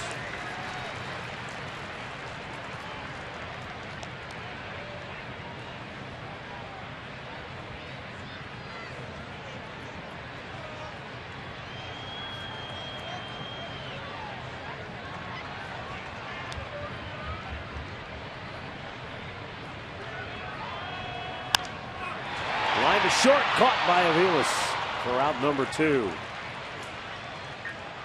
Well, good base running. Romine out there, he went right back on that ball hit on the line. That could have been a double play. Watch this. As a base runner, you're taught to freeze on a line drive. He did, and he went back. He knew where the shortstop was. Really good base running there. Kinsler hit that ball on the nose, but it was right into the tracks of Aviles, but they get a big second out. So now Danny with a chance to get out of it. Torrey Hunter, the batter. He flied to deep left in the first, a sac fly to right field in the third. And he checks on a ball down low. Did he go around? Yep. Jerry Lane says yes, he did.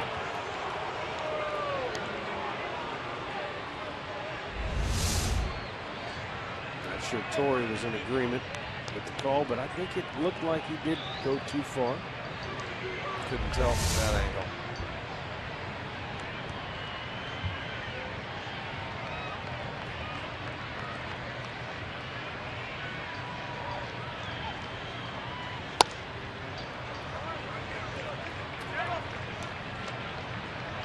He wanted to chase after that fastball, but was able to hold up 1-1.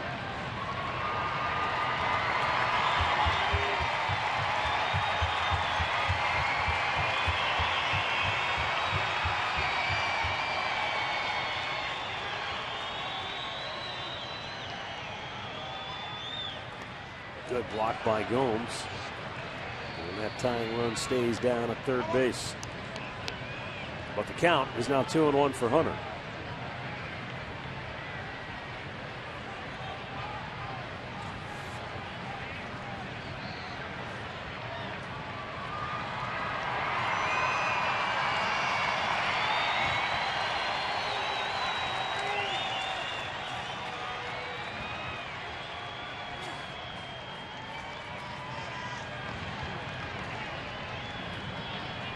And Salazar fires it in there, low and away. 3 balls and a strike with Miguel Cabrera waiting on deck.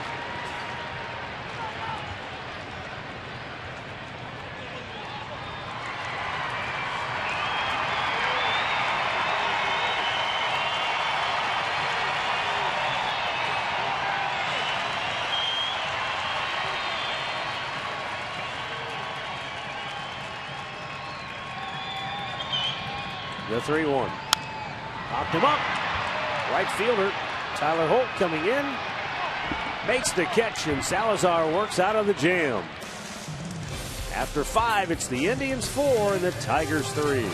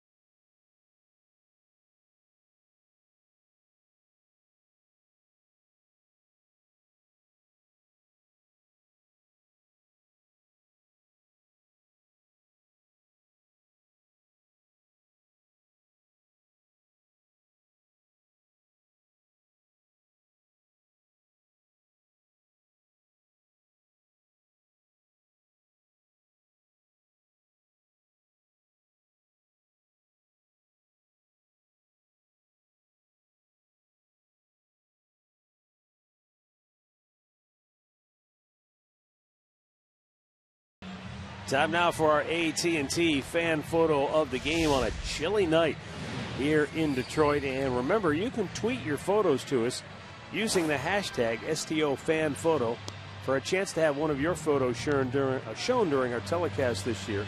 It all comes to you courtesy of AT&T. Well, we go to the 6th inning, and the Tigers go to their bullpen. And the AT&T call to the or the Cleveland Clinic call to the bullpen is for Al Albuquerque. Albuquerque on for the 67th time this year. 3 wins, a loss, and an ERA of 2.58.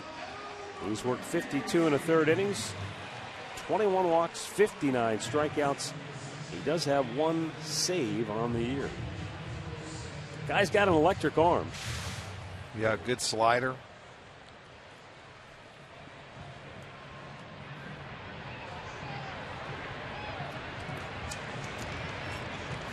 Kyle Lobstein went 5 innings tonight for Detroit. Gave up 4 runs on 6 hits. Walked 1, struck out a pair. And, of course, the 1 home run he allowed to Michael Brantley in the first inning. The Indians the early lead. A little different outing than that first time. Sure was.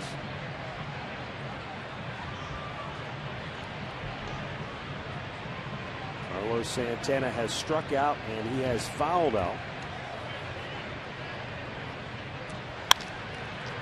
Hard bouncing ball and diving stop by Kinsler, and the off balance throw, and he's out at first.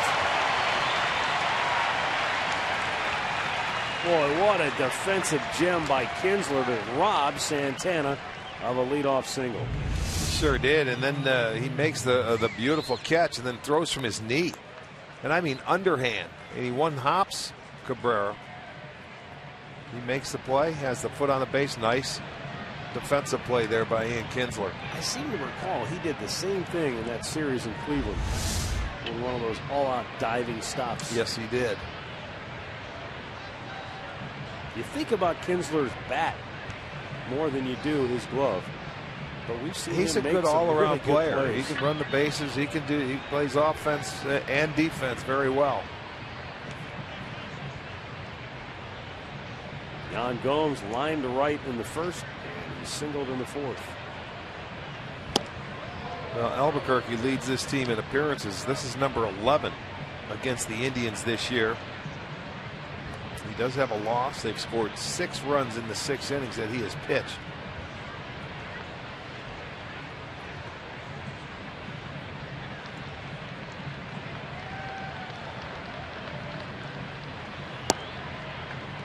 Albuquerque with an off-speed pitch, evening the count on Gomes, who singled to right in the 4th inning on a little blooper that dropped between Kinsler and Hunter, shallow right field.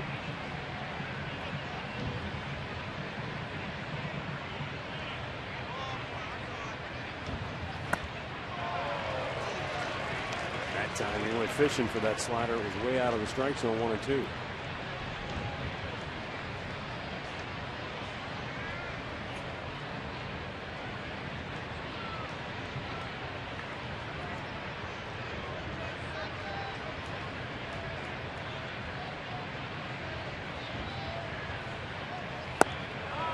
Gomes goes down swinging. 2 down here in the 6th. In-game recap brought to you by Toyota. Michael Brantley with a 2-run homer in the first gave the Tribe the early lead. Tigers came right back though, and on the solo homer by Victor Martinez, they took a 3-2 advantage. But back come the Indians. Mike Avila's 2-out, 2-run double, and the Indians regain the lead 4-3. Now Jason Kipnis 0 for 2 on the night, takes a called strike.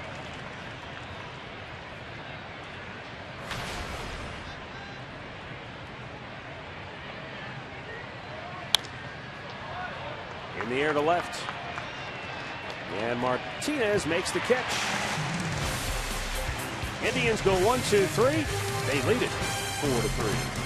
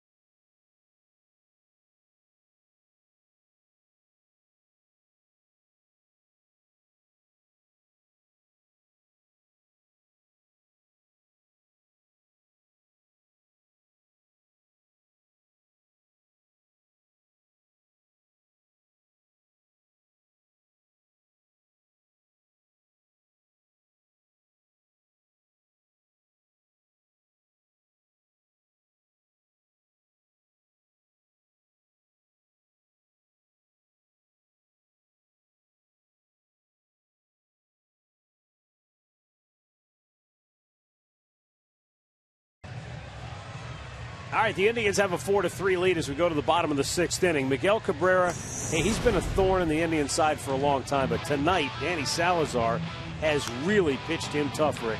He's kept everything away from him, and he's been throwing in the mid-90s.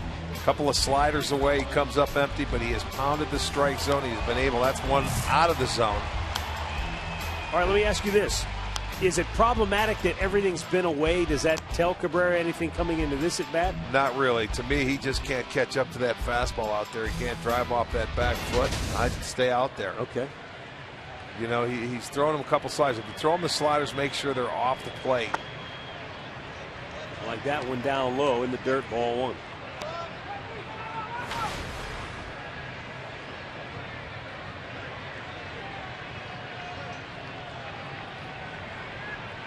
Indians have their bullpen busy, as do the Tigers. This is the part of the lineup that Danny's been able to handle tonight. Cabrera over 2 strikeouts. Victor, he made the mistake too. He threw him that fastball in the middle part of the plate and he took him out of the yard. But then J.D. Martinez struck out twice. Avila struck out twice. So it would be very nice if he could get through this inning. Swinging a foul somehow. I'm not sure how he even got decent back on that ball. So he goes to Atchison and now Mark Zipchinski in the tried pin. Salazar's only at 73 pitches, so from an energy standpoint, he could certainly continue to go in this game. And Terry Francona has the bullpen up as a contingency plan. Well, the left-hander, Zipchinski's up for Avila. The only guy that really scares him right now is Victor Martinez because he's been able to handle J.D. Martinez not only in this game but in the start before that. Struck him out 4 times back in Cleveland. Made him reach for it. Yeah, Jason Kipnis can take his time, throws him out, 1 away.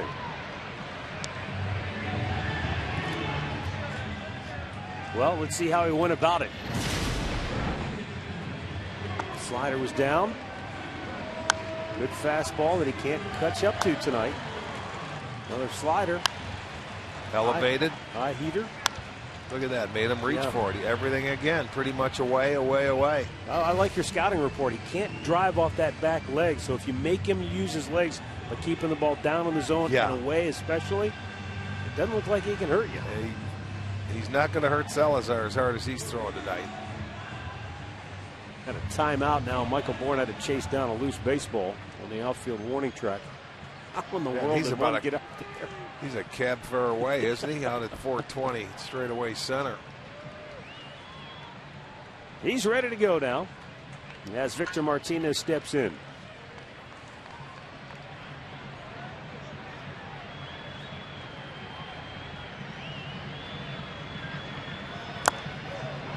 Oh, was that umpire maybe? Let's see if it deflects off his shin guard or someplace down there. He just missed his target by a lot that time, and straight Gomes off couldn't his get shin over. guard. Look where Jan was set up. He set up off the plate. Yeah, he pulled that pitch, and it went right off the umpire's leg. The shin guards must work.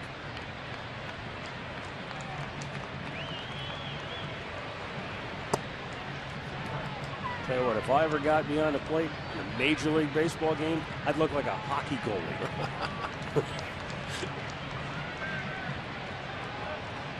With the stick. What happens when you have to run to go cover another base? You know, you've got to rotate on balls.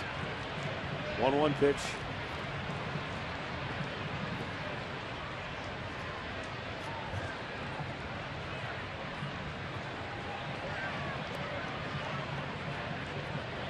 You know, I said it at the time, Rick, Victor Martinez, that home run, it was a 96-mile-an-hour fastball that he just got out. Got the barrel head out and smoked it like it was batting practice. And 2 batters later, he threw that same pitch right by Alex Avila. Yeah. Just goes to show you the kind of year, the kind of hitter that Victor Martinez is. He's throwing 2 great off-speed pitches away for the 2 strikes, and he didn't even offer at him. And now he'll change his approach now with 2 strikes. I mean, this is a guy, he doesn't give up at bats at all.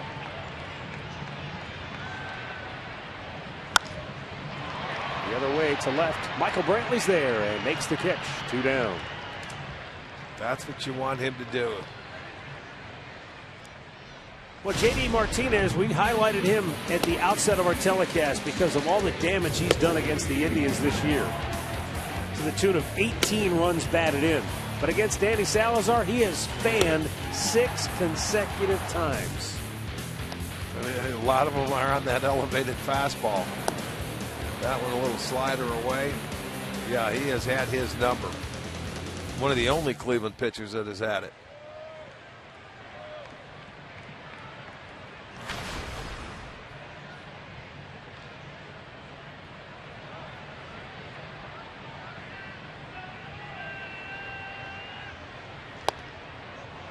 That time it was a high slider that he chased And after. don't think that Martinez, he knows that he hasn't made any contact in his last 6 at-bats against this guy. That's why he's getting after him early.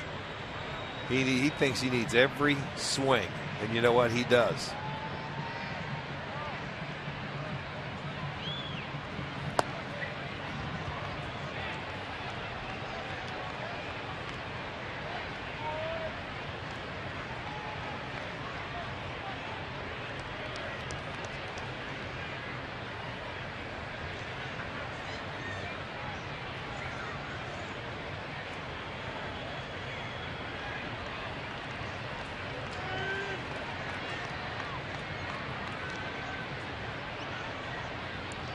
Salazar with a 1-1. And a good slider downstairs. Swung over the top. And is ahead of ball and 2 strikes. Boy, he's changed his eye level very nicely tonight. Look at the slider down. That's an unhittable pitch. Once you commit to it, you got to keep going. He swings through it. He can throw that same pitch, or he can elevate the fastball again. He did go to the elevated heater. But Martinez not buying. 2-2.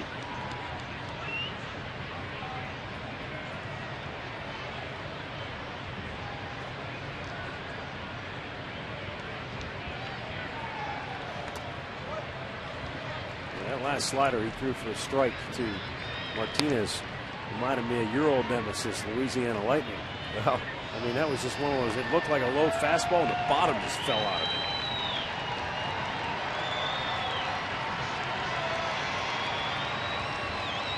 Well, this is the guy you want. Finish this inning off.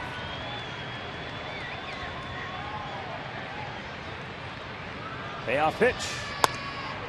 And he ran the fastball up and in. And Martinez is aboard with a 2-out walk. And up comes Alex Avila. And out comes Terry Francona.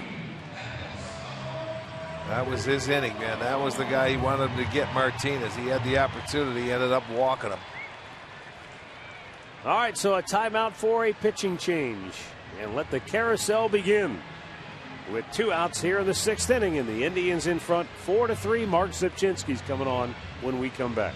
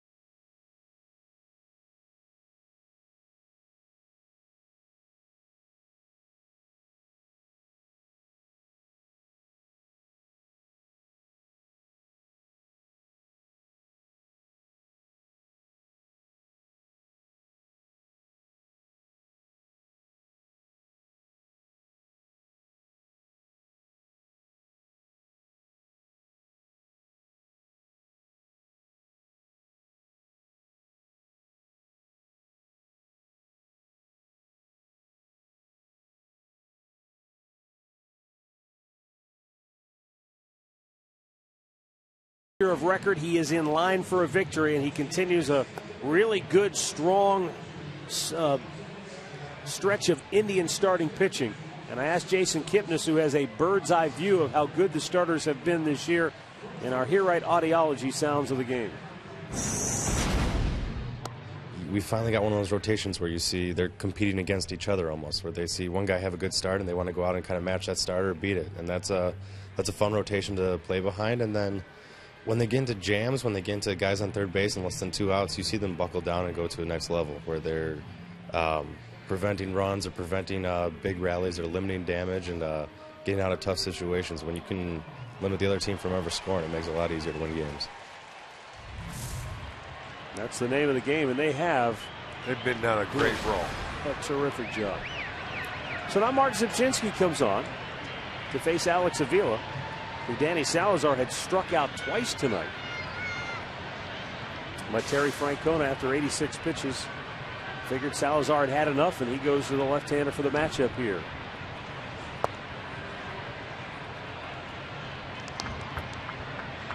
It also gives you an idea of the level of importance there is on this game. Not that Terry would make the same move in July, but make no mistake about it, the Indians have to have this one. 1-0 pitch. Low and away, 2 balls, no strikes.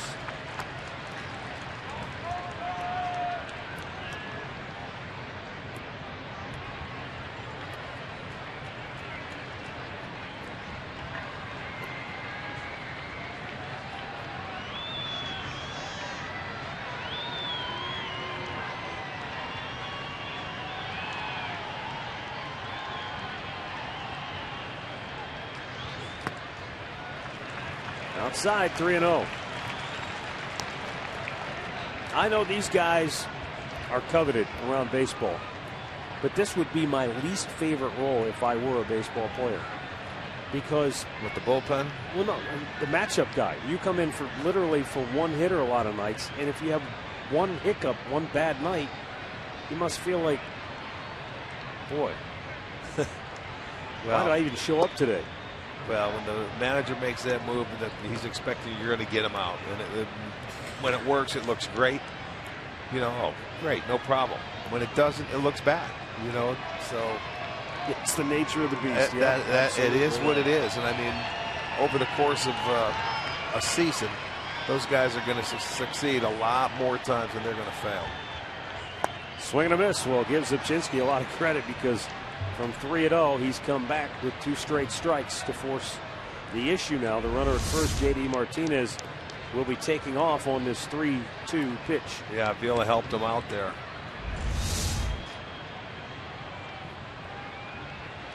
Martinez will be moving.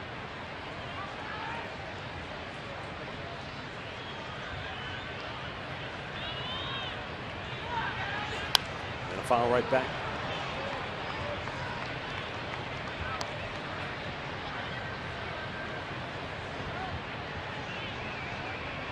I don't know if it's a case where Mark just doesn't have a good feel for that breaking ball, but boy, this would be a great time if he could spot it on the outside part of the plate. But early in the count, he couldn't, so I'm not sure if he's got the confidence to throw it here or not.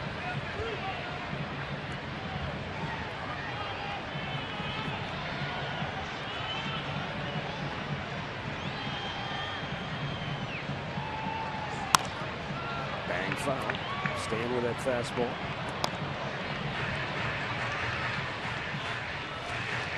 Well, he knows he's got to throw something he can throw for a strike. Yeah. And Avila, catcher, guy's been around a long time. I think he knows that too right now after what he's seen in the at-bat. It's almost like if he does throw a good breaking ball for a strike, he's like, oh, okay, you got me. Yeah, that's pretty much it. Back-to-back fastballs on 3-2. Got him. Oh, look at what in the world happened there? He wants to know if it was outside, and he gets a head shake from Rob Drake. He was walking off. Here it is on our Nissan pitch tracker. It looked outside. It did. It did look outside, and there's your matchup. So, Mark Zipchinski gets his one batter. He walks him, and now we've got a timeout for another pitching change.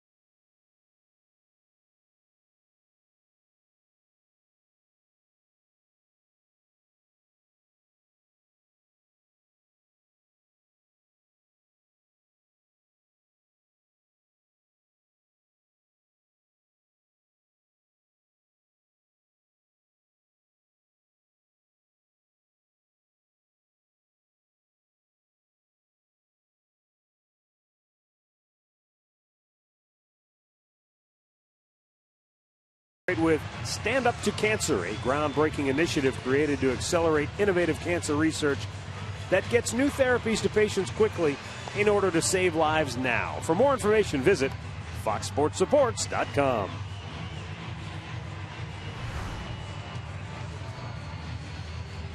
Two on, two out. And Scott Atchison is coming on to face Nick Castellanos.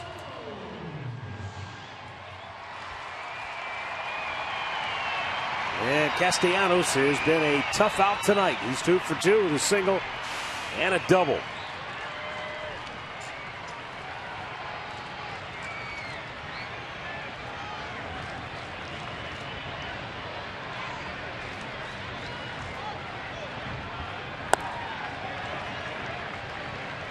Ball one.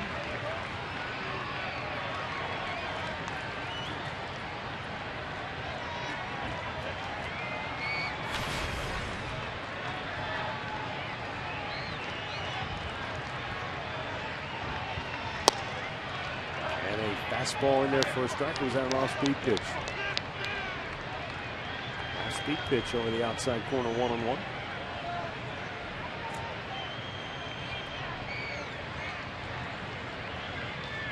Left-hander Kyle Crockett now up in the Indians bullpen. The 1-1. There's that same pitch. Terrific. Puts it in there for a strike to get ahead in the count. Got the switch hitter Romine on deck.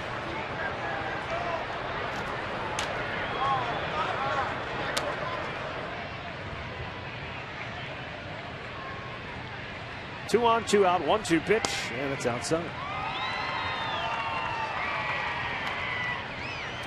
New York stopped Baltimore's 6-game winning streak earlier this afternoon, beat the Birds in Baltimore 3-2.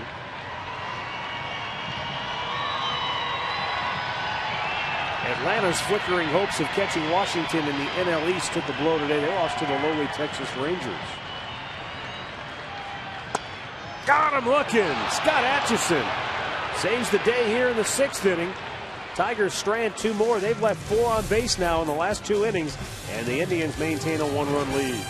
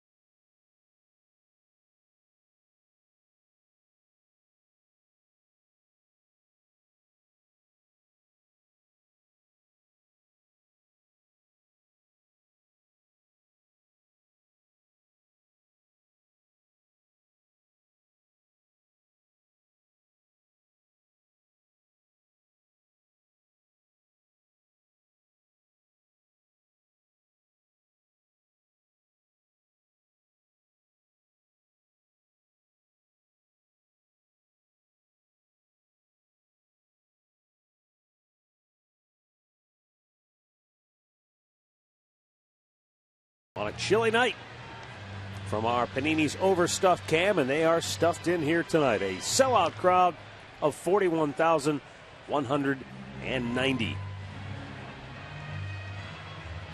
Seventh inning with the Tribe in front by a run. Detroit goes to their bullpen for Joakim Soria. Just coming off the disabled list a couple of days ago. He had one outing against the Kansas City Royals.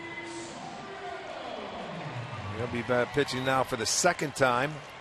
He's going to get a pinch hitter here for Holt. It's going to be Jose Ramirez. Indians faced Soria for years when he was in Kansas City, establishing himself at that time as one of the game's very good and dominant closers.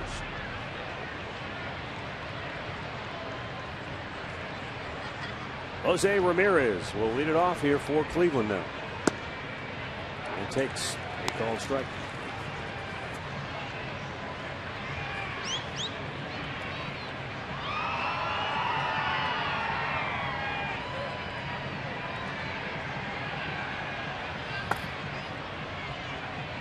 One ball, one strike.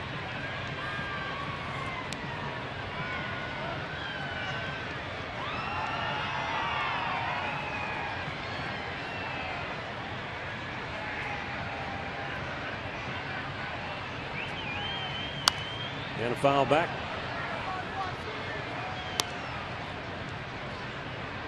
Detroit made the deal on July 23rd with the Rangers to get Soria. He did have 17 saves at the back end of the Rangers bullpen before the move was made.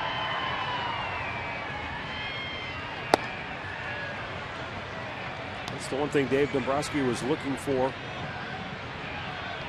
near the trading deadline, which was some bullpen help. That was the one shaky area of their club. And he thought he would go that route, and yet what did he do? He went for a starting pitcher and surprised everybody. Breaking ball right back up the middle, and that will get through. Jose Ramirez has his first pinch hit on the year, and the Indians have their leadoff man aboard here in the seventh. Time for a Mazda game break. Here's Al Pawlowski.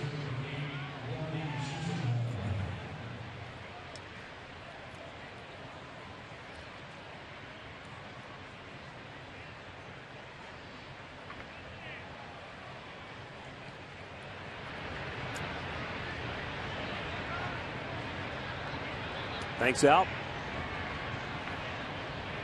And don't forget the Red Sox are 18 games under 500. Lonnie Chisnall taking a called strike.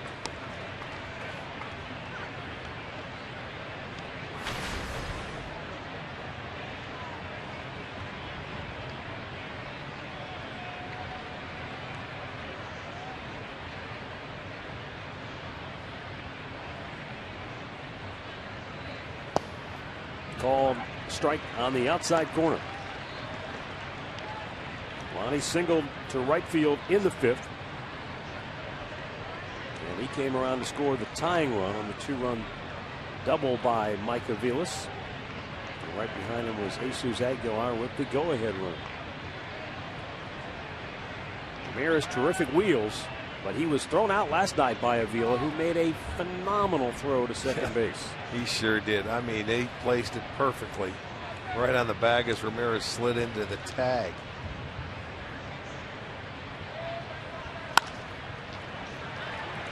Double play ball potentially here, and the Tigers are able to turn two.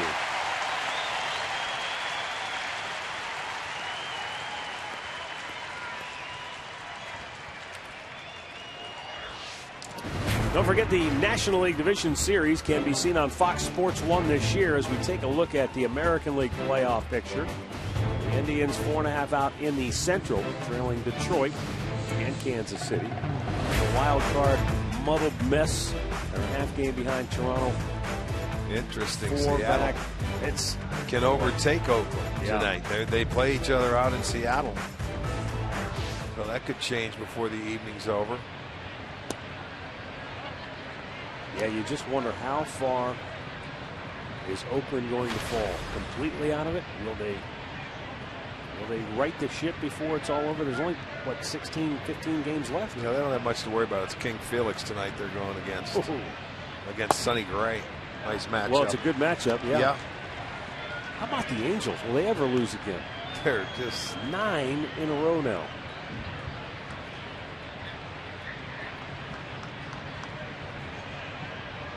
The 0-2. Swung on and missed. Aguilar goes down hacking. 7th inning stretch time in Detroit with the Tribe in front by a score of 4-3. 7th inning stretch brought to you by Spitzer Auto World. Life is hard. Buying a car shouldn't be.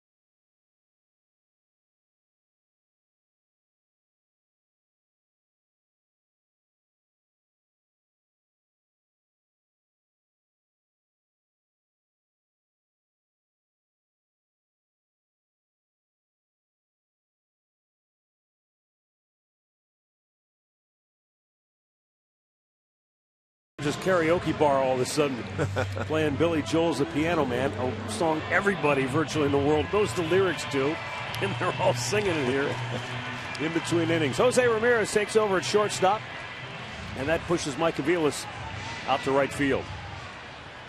So that marks the 3rd right fielder of the night for the Indians. First ball swinging, Andrew Romine grounds out, 1 away.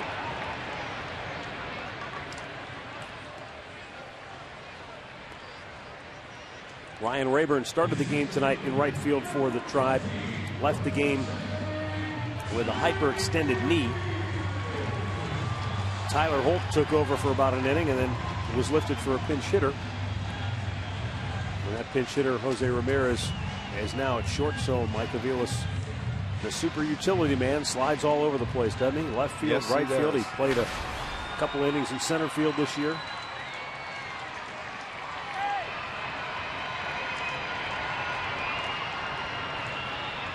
Rajai Davis singled and scored in the 3rd. Sacrifice bunt his last time up. Takes a fastball for a strike.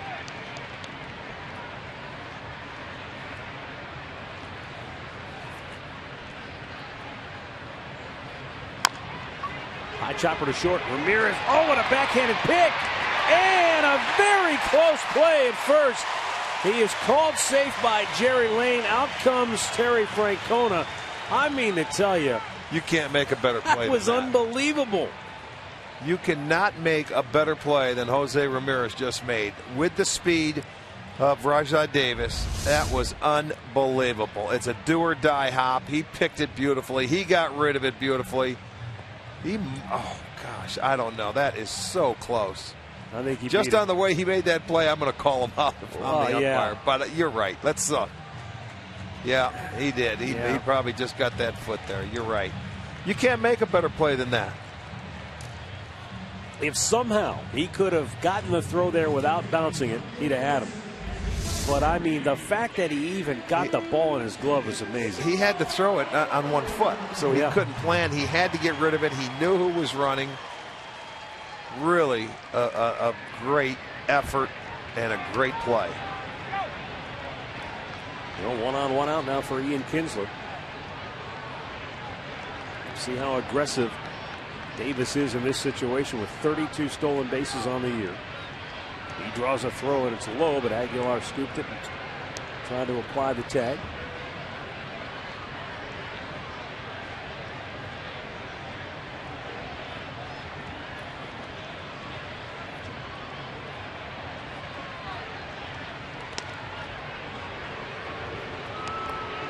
This is one of those situations you talk about being between a rock and a hard place. If you're Yan Gomes, you want to call a fastball because that's a pitch you can throw a runner out on, but this is a great fastball hitter at the plate. Yeah, but Natch gives you an opportunity. He's quick to the plate. He's a little over a second, so you can go ahead and work your hitter and do whatever you want. Good base stealers, if they get their jump, they're going to steal it, but Atchison's going to give Yan Gomes an opportunity to make a throw. So he's calling for the breaking ball here. Davis bluffed the move, and that, does it stay fair? What's the call? Foul. Home plate umpire makes the call. Foul ball. That's okay. That was hugging the chalk, and the Indians almost had themselves a double play. You keep making the play. Don't look and don't wait to hear a call, because people were looking at the second base or first base umpire. It's a home plate umpire's call until that ball gets past first base. And Aguilar goes out there in foul territory and makes it, but go ahead. See, Davis didn't know what to do at first. Well, he's got to go to second no matter what. But it was a foul ball. And it's the home plate umpire's call, and it's not something that you can challenge. So I know the Indians players were kind of looking around saying, hey, wait a minute. Well, there's not much you can do. Once he makes the call, that's it. That's right.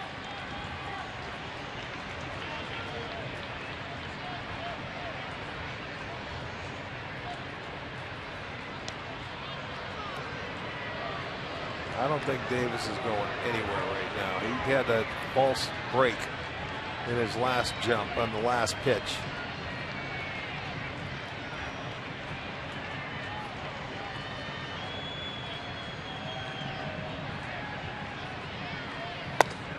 Upstairs, hit the fastball, 1-2 the count.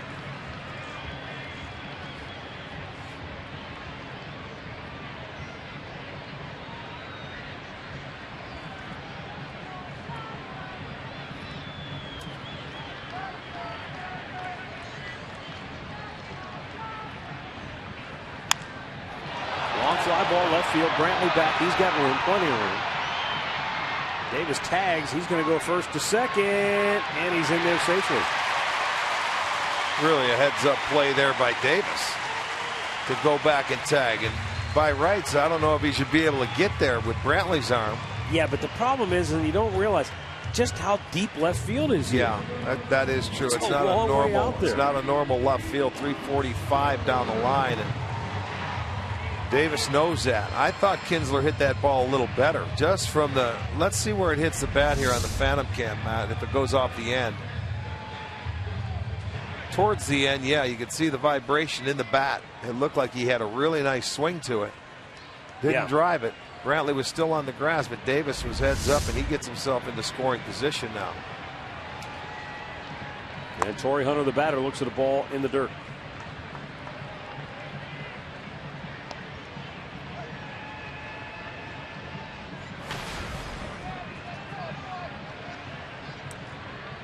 You're right, though. I think the heads-up thing there for Davis was that he read it. I'd have been halfway to second base because the swing looked like he really hit it hard. But you can feel it and see it and hear it down there on the field a lot better than where we're sitting. But that swing that he took looked like he really hit it pretty good.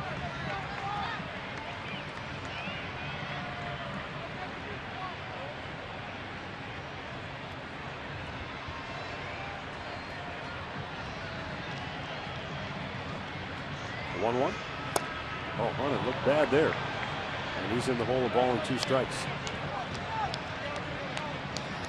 The Indians have had him sort of in between a number of times tonight, Rick. Hard slider right there.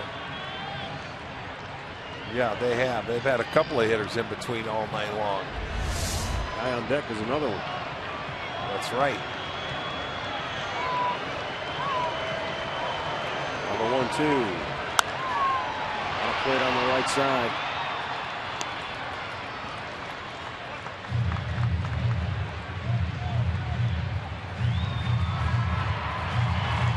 Sellout crowd trying to chant Torrey Hunter's name in unison.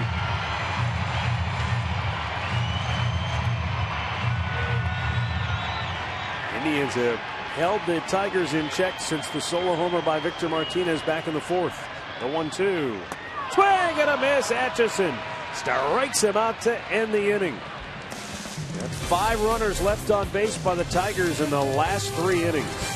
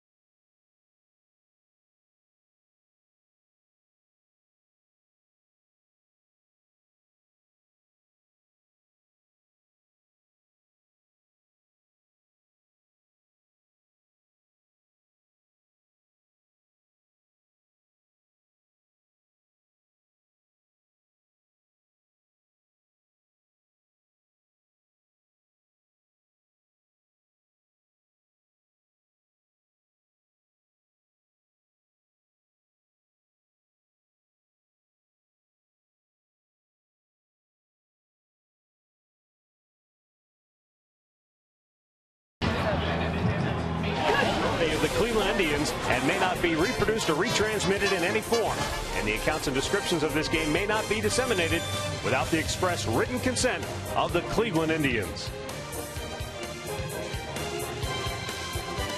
It's fitting on a night that is proclaimed Star Wars night that a guy named Jabba would end up pitching. Yeah, right. Jabba Chamberlain, not Jabba the Hutt, but he's coming in the game for the Tigers. Well, he caught the first pitch out there with those people, so why not? He was impressed by how big Chewbacca was. Yeah, Chewbie's up there. That's a big bang.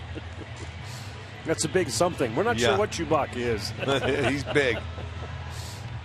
Chamberlain, he's no small fry himself as he comes into the ball game to pitch here in the 8th inning with that impressive beard in tow.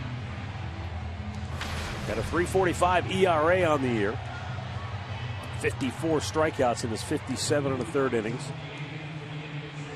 You think back to when he was a young pitcher early in his career, he was blazing fastball, but he's become more of a slider guy now. Yeah, yes, a ton of sliders. He will throw that fastball a little bit, but a lot of sliders. Top of the order for Cleveland. Bourne, Aviles, and Brantley.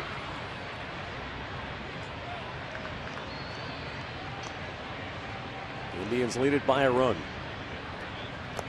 And it was fouled. Was it fouled or no? No. Ball one. Hits are even at 7 apiece. But the Indians have the 4-3 lead thanks to the 2-run double by Mike Aviles in the 5th.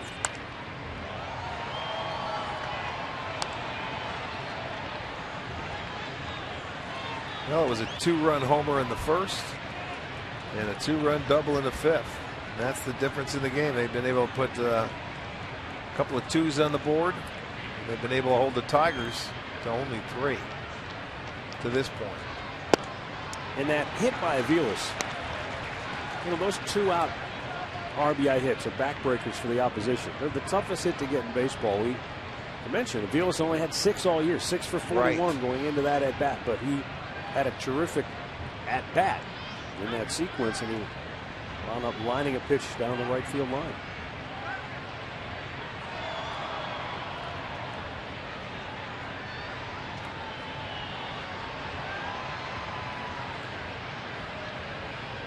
One-two pitch. And a miss. Bourne strikes out. Well, as we promised earlier, it's Miller time, brought to you by Miller Lite. Let's go back to that at bat, Rick, because remember, Aviles almost got the Indians going with this double down the left field line, but it's just barely foul. It did, right. Barely missed it, and then he comes right back and went the other way and hit a really good pitch. That was down and away, and he stayed on it nicely. That was a clutch hit. Scored Chisenhall, scored Aguilar, and that's been it. So the big base hit for Mike. Good to see Aviles in that situation, able to come up and contribute. He's not batting here, though. J.B. Shuck gets the pinch hit role, and that's primarily so he'll go in to play defense. And you get a left-handed bat up here against Chamberlain. But, you know, people forget maybe that Aviles was involved in that bizarre play back in Cleveland where he just flat out missed a ball. First guy of the game. And it's not like him to miss a ball. Then you realize afterwards that he had suffered, you know, potentially a concussion earlier in that same inning, I believe, is when that happened. Shuck trying to beat it out and is called safe. Close play. Romine, tell you what, that was an impressive throw by Andrew Romine from deep in the hole. Well, Osmus is waiting. He's saying, go talk to him. I thought he might have been out. And Osmus is going to go out and challenge it and have him look at it. That was a tremendous play. And he is out by a plenty. What's close? What's Jury thinking over there? That one will not take long. No, that's going to be To overturned. overturn. It's in his glove. He's got it by a step.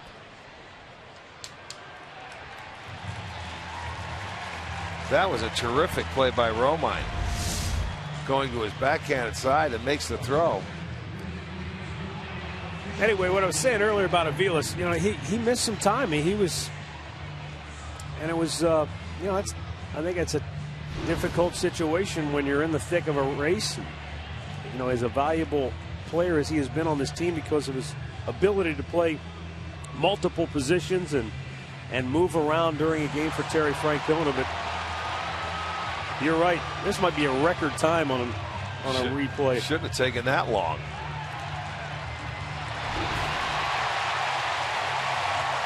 So the fans are cheering. It's overturned.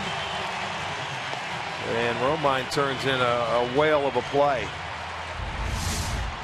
I mean, you look at the throw, it has him by plenty, but I mean, for him to go into that hole, Shuckner can get down the line pretty well. He got rid of it in a hurry. He threw a strike, and Cabrera makes the play. So 2 down for Michael Brantley.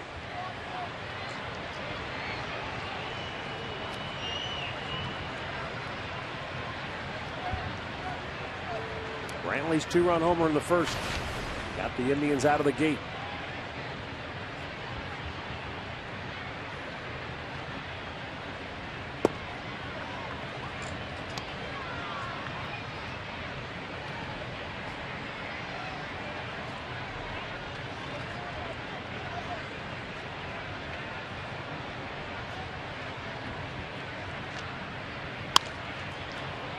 Shoots it into left field for his second hit of the night.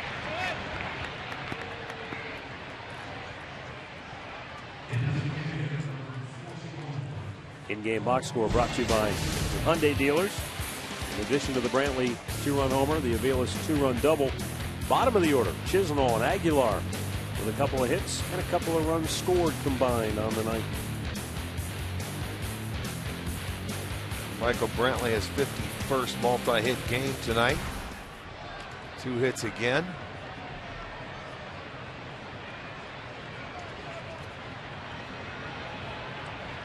Carlos Santana 0 for 3.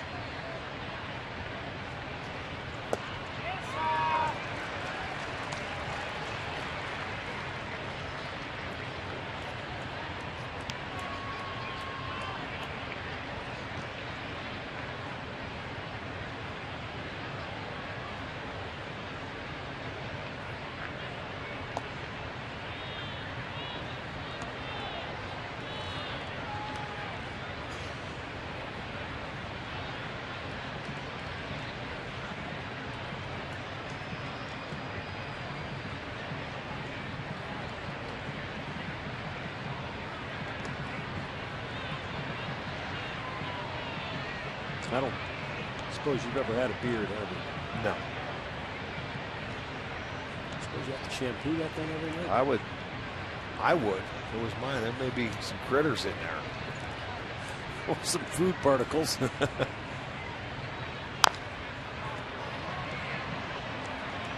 0-2 the count now on Santana.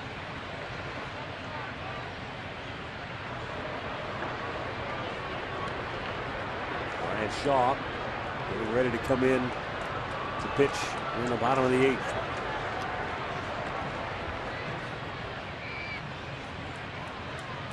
Oh, Santana down on the count, no balls, 2 strikes.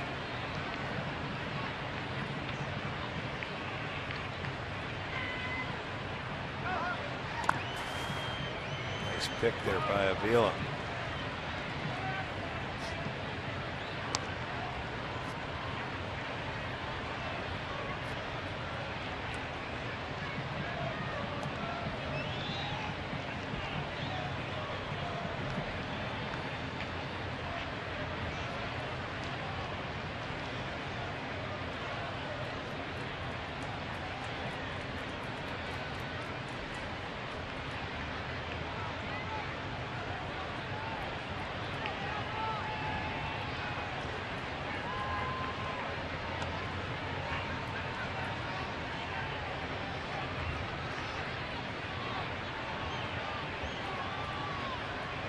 The 1-2. And Santana fights it off.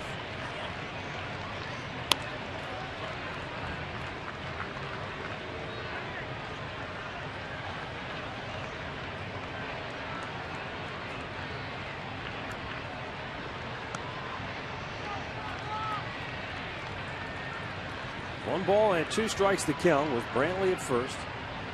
And 2 down here in the 8th.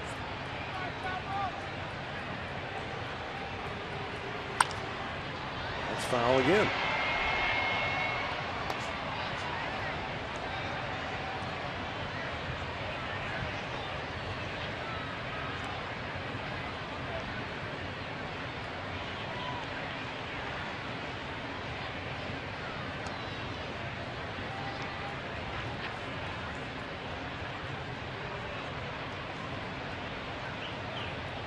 Another throw to first. Brantley is back.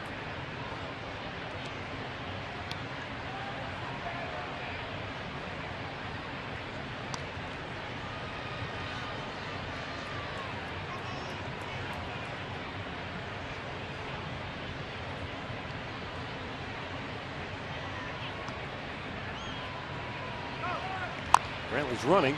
Oh, that's a hit. Oh, how about that? It's a thing of beauty. Almost like a perfect bunt. So after all that, the Indians have 2 on and 2 out. Well, right off the end of the bat, I mean, you can see where the defense, they shift for him. They're going because Brantley's off and running, and there's nobody even in sight. This thing stops rolling by the time they can get it.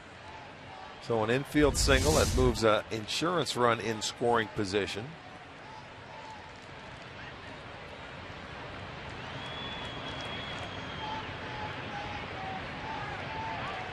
Last time the Indians scored, it was a 2-out Mike Avila's double. Back in the 5th, they could use another single here to score.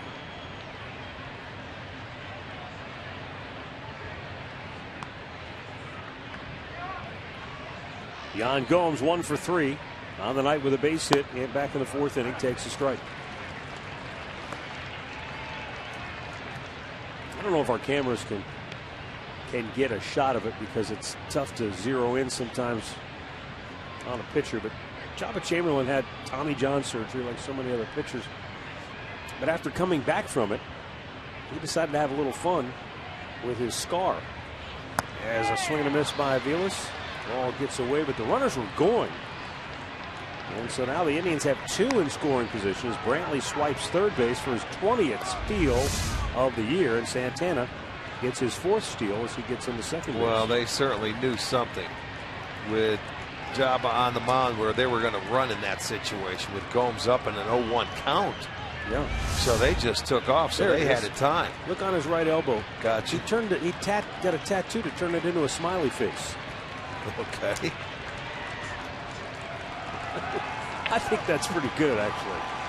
Why not, right? Absolutely. You went through it. You came back from it. It's not going anywhere.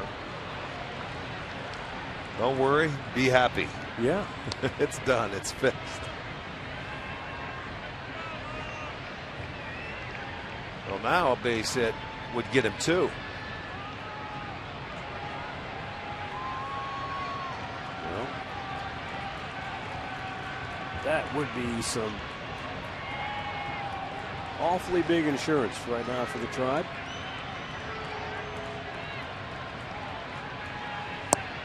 Close but low.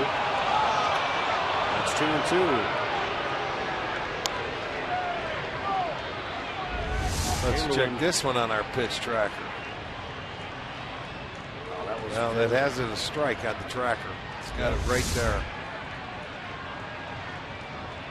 So Yan Gomes catches a break.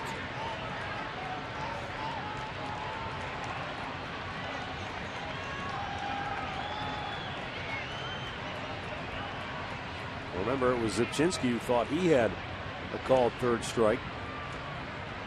Well, he did as a pitcher, and what we saw looked like it was outside. That one looked pretty good.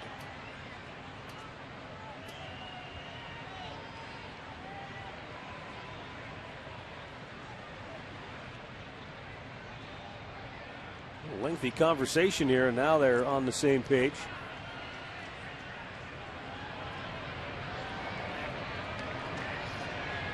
Second and third, 2 out. Indians leading at 4-3.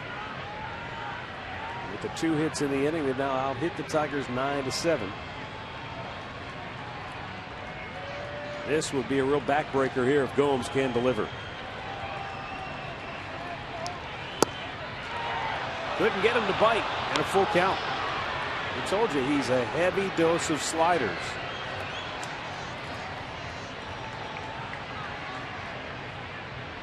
And the fact that they had him fishing for it early in the count led them to believe they could throw it again. But now,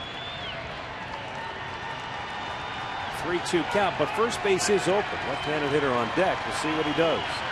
Another slider, bounces it towards third. Foul ball. Boy, Castellanos wasn't paying attention. He stepped on third base, thinking it was a force play. Yes, he did. And had the umpire signaled fair ball, the Indians would have been in business. Well, they had a run in and runners at the corner. That's what Sandy was down there coaching first base, telling him, let's go, get through first base. He thought it was a force out. You know, and he actually called foul ball right there. Castellanos stepped on it and then realized, what's going on? Oh, it's a foul ball. He's lucky it was a foul ball. Why did he go to third? He thought it was bases loaded. You step on the bag. He made a mistake. Yep. A temporary brain lock. It happens. I bet he knows now. I'm sure somebody's reminded him down there. He looked around the infield and says, oh, there's only 2 gray unis out here.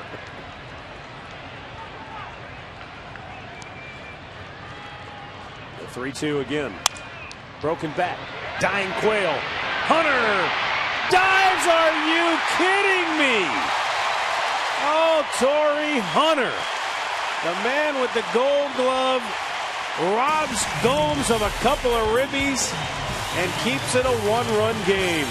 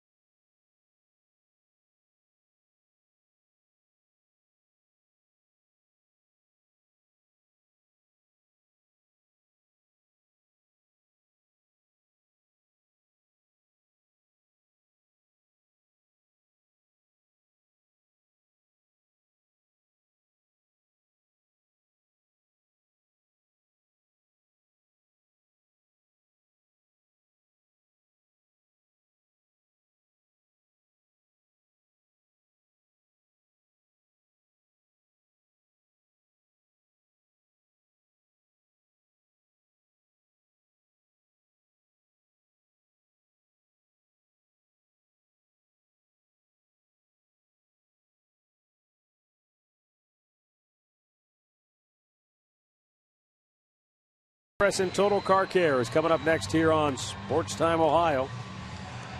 And we roll on to the bottom of the 8th inning after Torrey Hunter made a terrific diving catch. I didn't think he was going to get there, Rick. I didn't either. I did not either, but don't underestimate him. He can still come in. He left his feet. That's do or die right there. That look at Jabba Chamberlain and everybody in the stands. They stood up and gave him a nice ovation as he was running off the field. But no surprise for him because he's done that his whole career. He's made some terrific plays. Now it's Brian Shaw's turn. 4th Indians reliever, or 4th Indians pitcher on the night. And he's got the meat of the order. Miguel Cabrera, Victor Martinez, and J.D. Martinez. And now the Indians, they may have set a mark tonight for the most right fielders used in a single game this year. They're 4th. J.B. Shuck now in.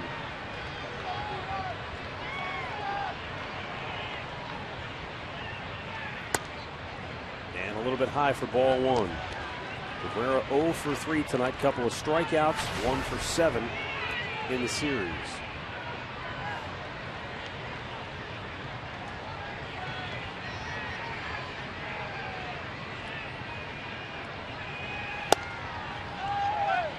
Two balls, no strikes.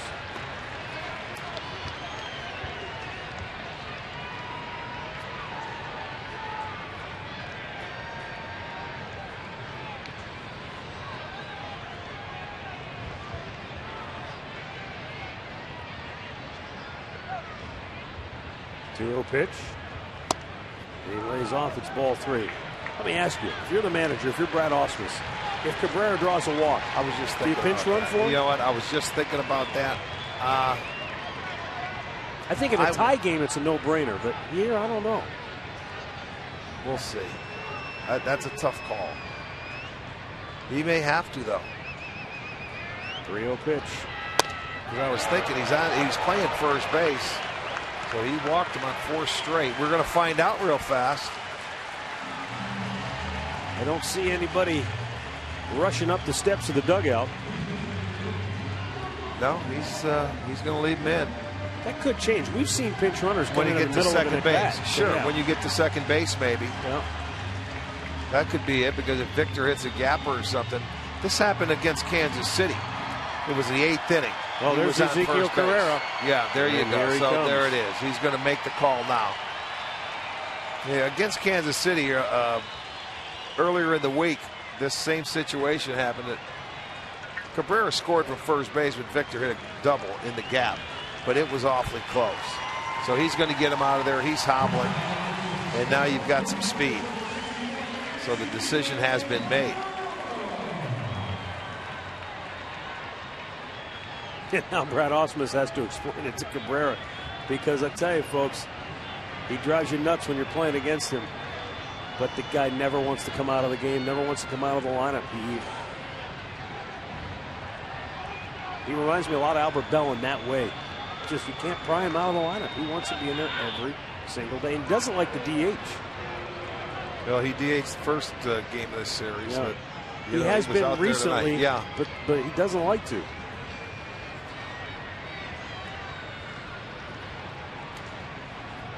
All right, now Victor Martinez is the batter. And Victor, 1 for 3 tonight with a home run back in the 4th. It's the last run the Tigers have scored. They've left 5 on base in the last 3 innings.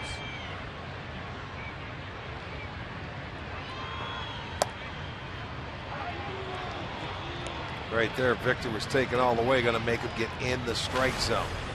Came out through 4 straight balls to Cabrera.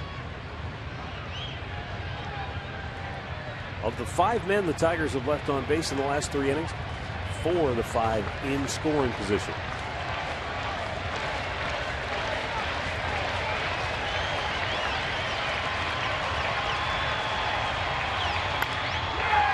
Right field, right at J.B. Shuck.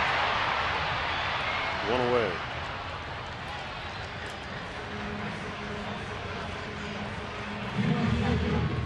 Boy, it's one of those, you know, when I saw the swing, I went, uh-oh, but he got it. He missed the barrel. You can see the reaction.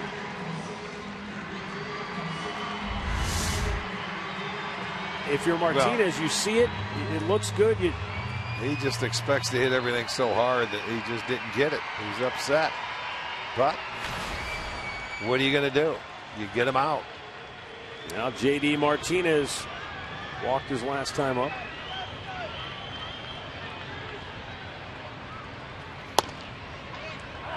And Shaw with a fastball strike.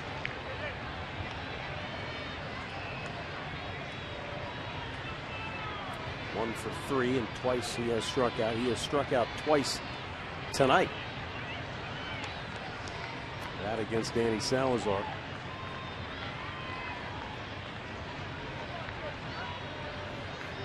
Salazar went 5 2/3. Allowed 3 runs on 6 hits, walked 1, and struck out 7.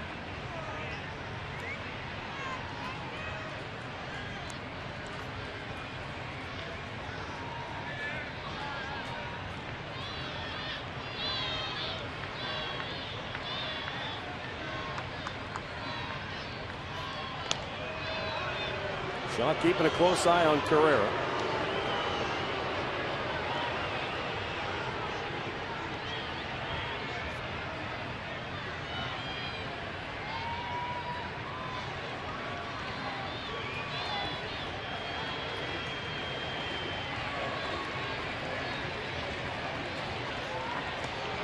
He threw a cutter over there. Didn't he? He probably did.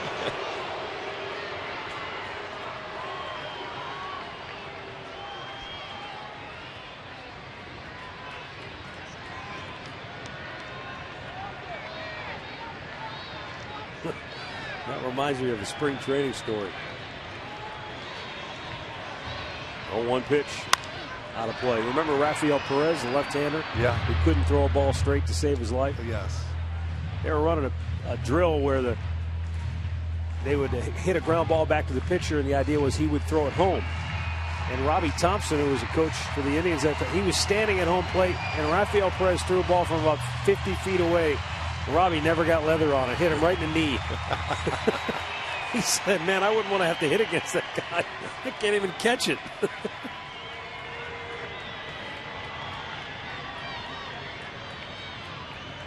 0-2. Swing and a miss. Brian Shaw strikes out J.D. Martinez, and there are 2 down.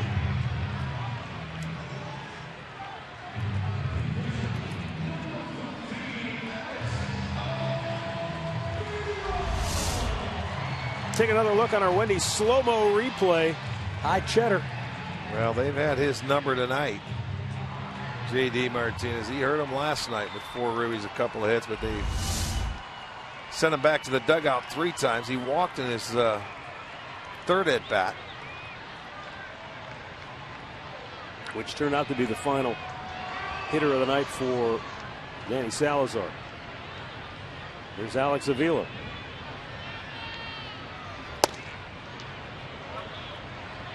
Avila walked his last time up when he faced Mark Sipchinski. And he struck out twice earlier against Salazar.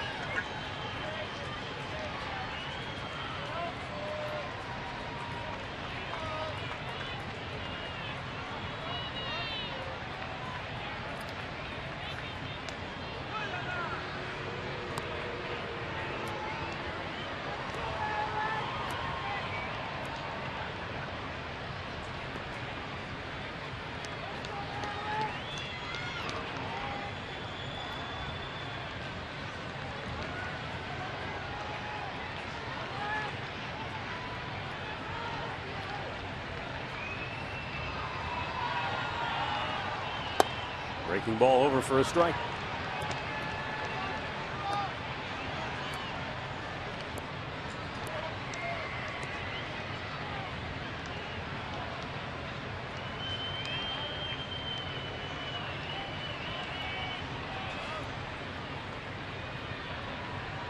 Final in Kansas City. Royals pummeled the Red Sox 7-1 tonight.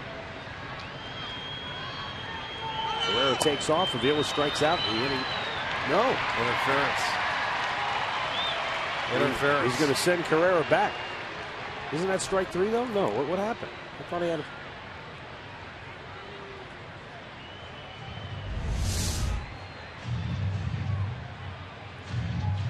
Watch the follow through. Eclipse yeah. Gomes hits him on that follow through in the in the helmet. So no, that's interference right there. Can't make a throw. Runner has to go back.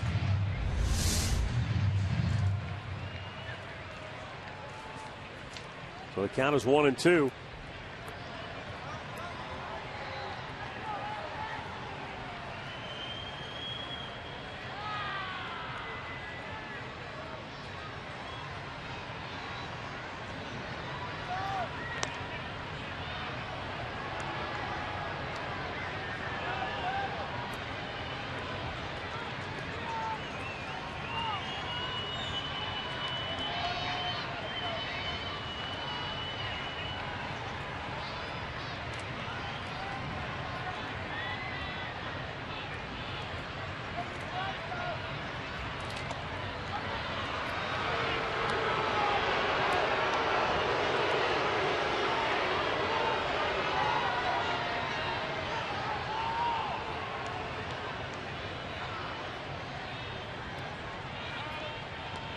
The cat and mouse game continues.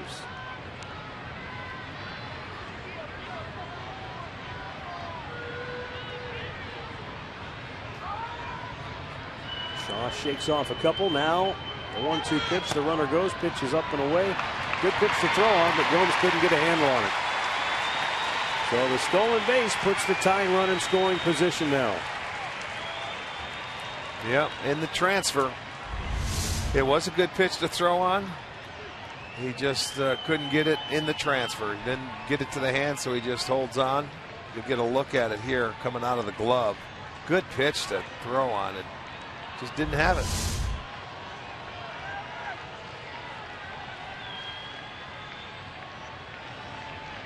And the 2-2 is a little bit outside. Full count. Nick Castellanos would be next.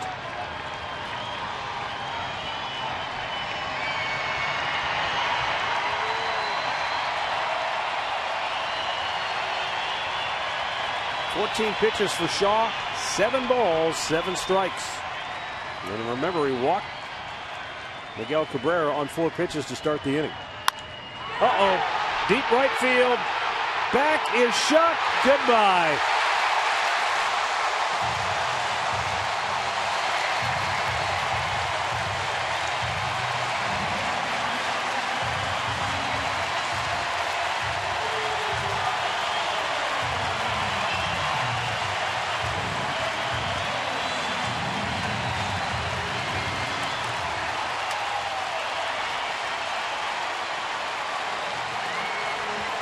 Well, the 11th home run for Avila, and this is a hanger.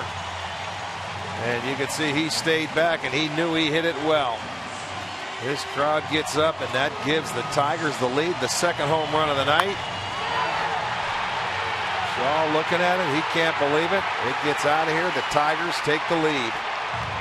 Alex Avila has batted .221 on the year, but .341 against the Indians.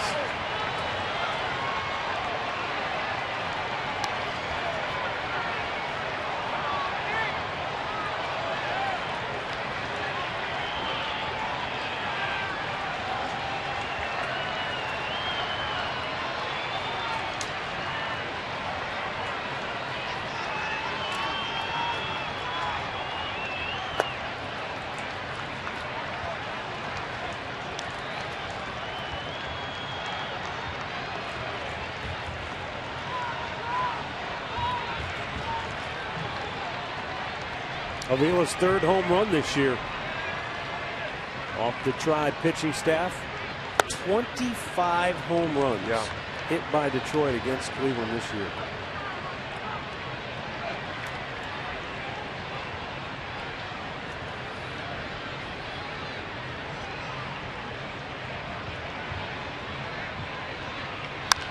In the air, right field. Well, we go to the 9th, and quite a turn of events. The Indians now trail it 5-4.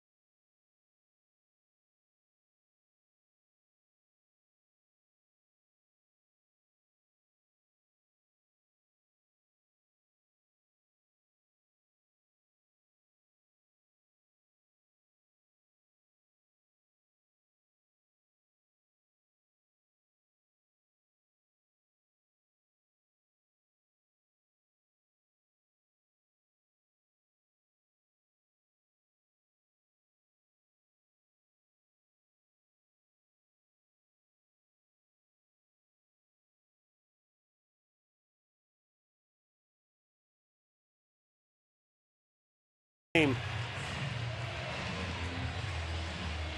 Middle of the field approach against Kyle Lobstein. The Indians got to him for 4 runs. And they were trying to make it stand up. Danny Salazar did a pretty good job. Thought Terry Francona had a little bit of a quick hook for him here tonight. But couldn't argue with the way the bullpen pitched right up until that pitch from Brian Shaw that found the barrel of Alex Avila's bat. And now the Tigers have a 1-run lead, and Joe Nathan will try to protect it here in the 9th. He's going for his 31st save of the year.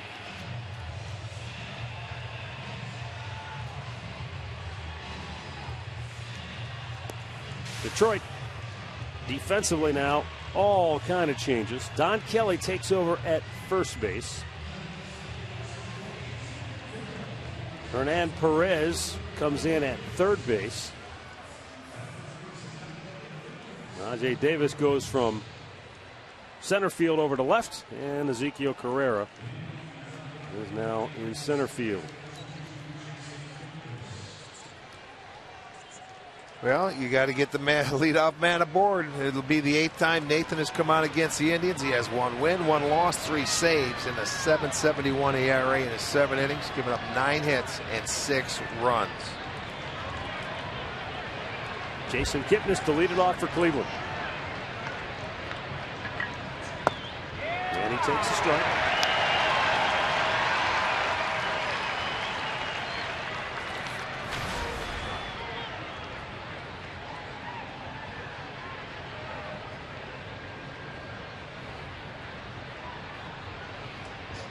The Indians have 1 win on the road this year when they trail after 8 innings. So a daunting task indeed for Cleveland, with their season seemingly hanging in the balance now. Kipnis fouls it back out of play.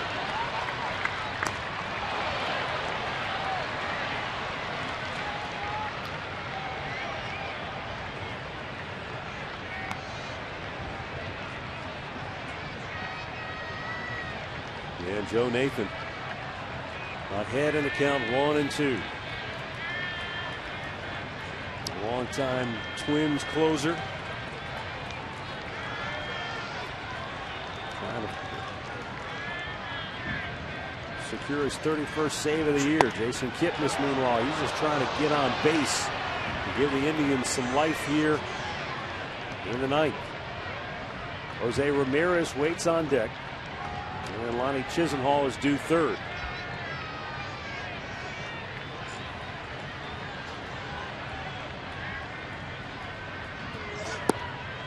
Low, full count.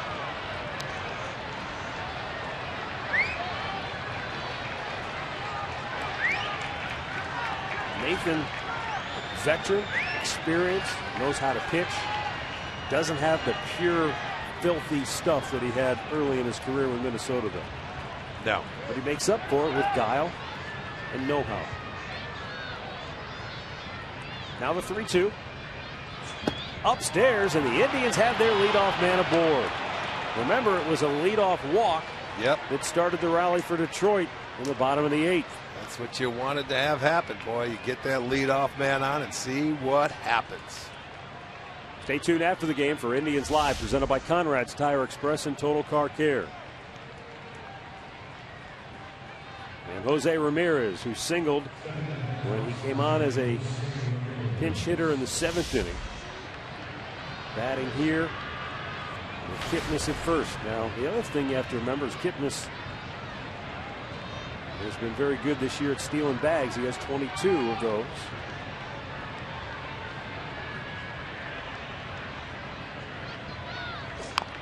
Ramirez with a bunt. Nathan will flip it to first.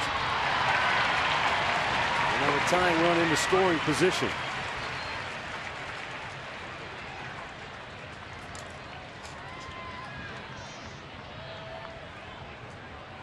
Lonnie Chisenhall, 1 for 3 on the night, will be the batter.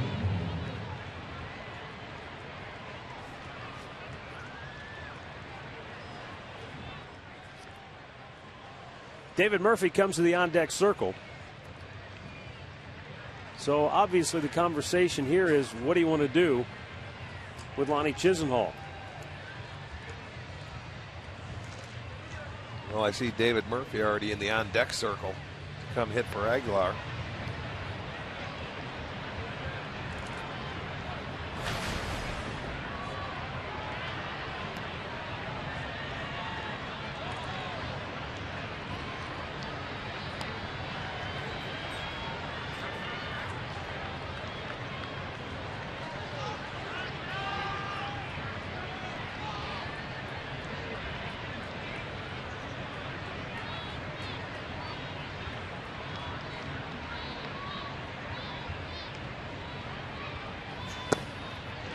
Low fastball at the knees for a strike.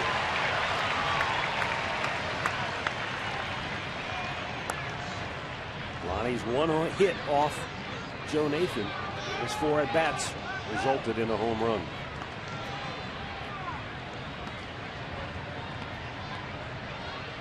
Nathan is paying particularly close attention to Kipnis. He doesn't want him to just walk out there and steal third with only one out here. Roman's trying to keep Kipnis close. In the dirt, blocked well by Avila. And it's 1-1. Well, it's at shortstop right now where Kinsler's playing with Chisenhall hitting just to keep him close to the base. Don't let him get the walking lead. But he would have to steal it 100% if he's going to go, because you're in scoring position. So I don't think he's going anywhere unless Nathan just falls asleep.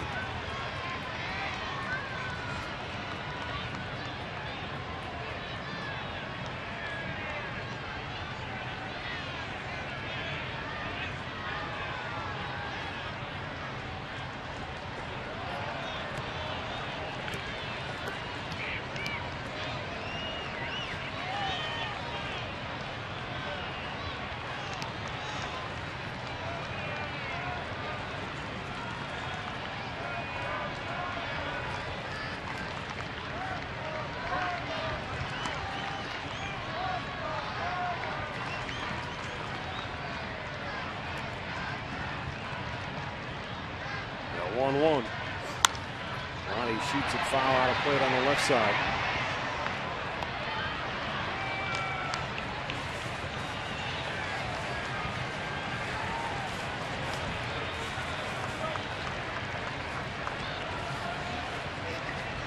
Remember, Rick, it was just recently against Kansas City when Nathan picked off Gerard Dyson with that inside move. Yes, he did. And that might have been, was Dyson the tying run in that situation? Yeah, they were down a run. They had runners at first and second, and they pinch ran for him out there, and he was going to steal on the first pitch, and they did the spin move, and they picked him off, and he ended up getting out of the inning.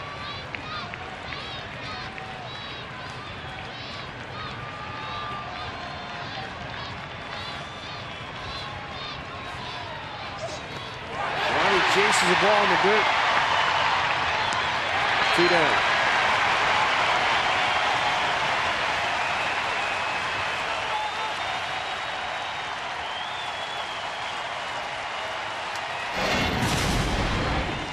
May 21st back in Cleveland. Joe Nathan beat David Murphy. It tied the game up there. Tribe would go on to win that game in 13 innings.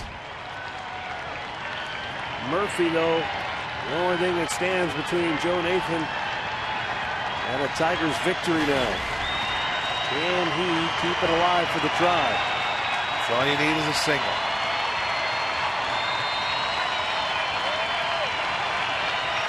Murphy's 4 for 7 as a pinch hitter with a couple of runs batted in.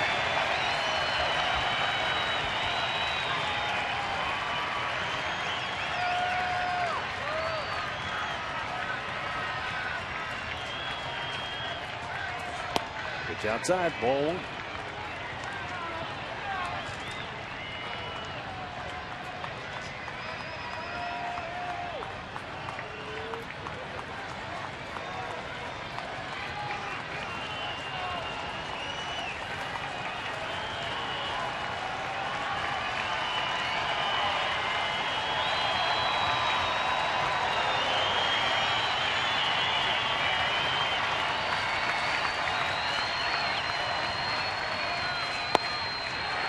Strike is called to even the count at 1-1. You know, the one thing you know here in Detroit, because the outfield is so big, any ball that gets through the infield, Kipnis is going to score on. Yeah. Well, with 2 outs, he's going to see contact, and he's going to be head down, off and running. There's no doubt.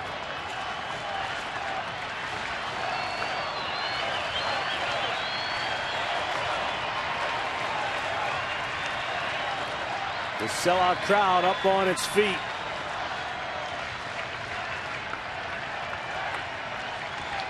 Detroit, they need to win to stay atop the Central Division standings. The Indians need to win to stay in the race. But they're down to their last out, trailing by a run. Kipnis in scoring position. The 1-1 to Murphy. Low and away, 2 balls and a strike.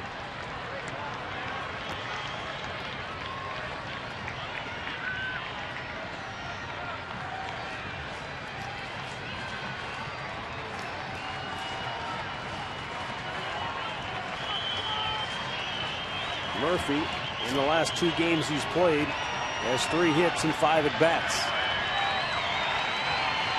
He's been very clutch all season long with runners in scoring position, batting .376.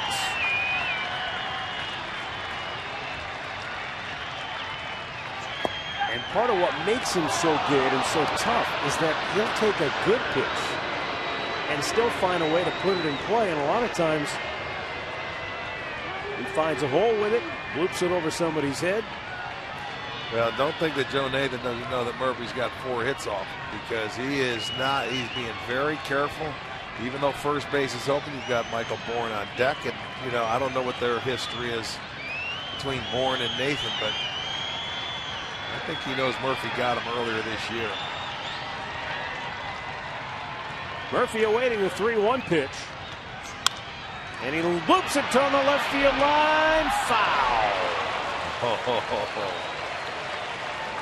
Nathan just let out a huge sigh of relief for that ball landed in foul territory. Well, everything's been away, and Murphy had the count in his favor, so I'm sure he was looking that way. And how many times have we seen him get base hits just this way? That one just trickled foul. Look at Nathan. Yeah, he's cheering it on. Go foul. Wow. I want to know if this is going to make it change his pitch selection now on this pitch, because Avila just went out to the mound to talk to him. That was the 3-1 pitcher where a lot of hitters would have maybe just spit on. Murphy went to swing and tried to take it that way.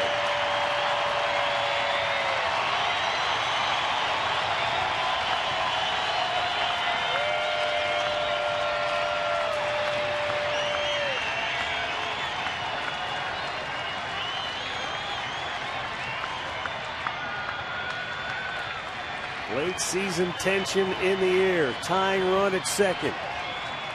String is out. 3-2 pitch. Bloop toward left. Coming in. Davis is there. And the Tigers win again.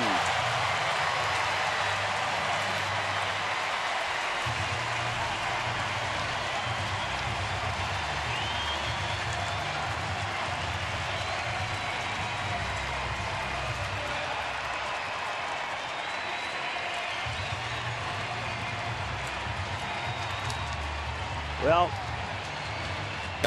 the Indians are still mathematically alive, but if they're sitting at home in early October, this is one of those games to look back on. One that got away, that they had a chance. They had the victory within their reach.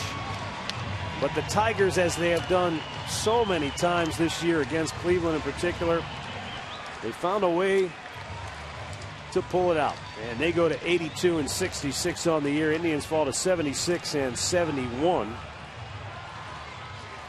The winning pitcher is Jabba Chamberlain. He goes to 2-5. The loser is Brian Shaw. He falls to 5-4, and the save to Joe Nathan, number 31 on the year. Time now for a key play of the game, brought to you by KeyBank. Well, the 8th inning made the whole difference. The Indians had a 1-run lead, and they had a chance to add on, and with 2 outs, Gulp's going to hit a ball to right field. Torrey Hunter comes in and makes a wonderful catch to rob him. That was 2 extra runs in that ball game. And what happens in the bottom half of the inning? The leadoff walk and it comes down to 2 outs. He hangs a breaking ball to Alex Avila, and what does he do? It's his 11th home run, and it gives Detroit the lead in the bottom half of that 8th inning. It fired up that bench. A big hit, and they went out and got the save in the 9th. That's going to be our key bank, key play of the game. This one is going to leave a mark. 5-4 Detroit, the final. We're back with final thoughts after this.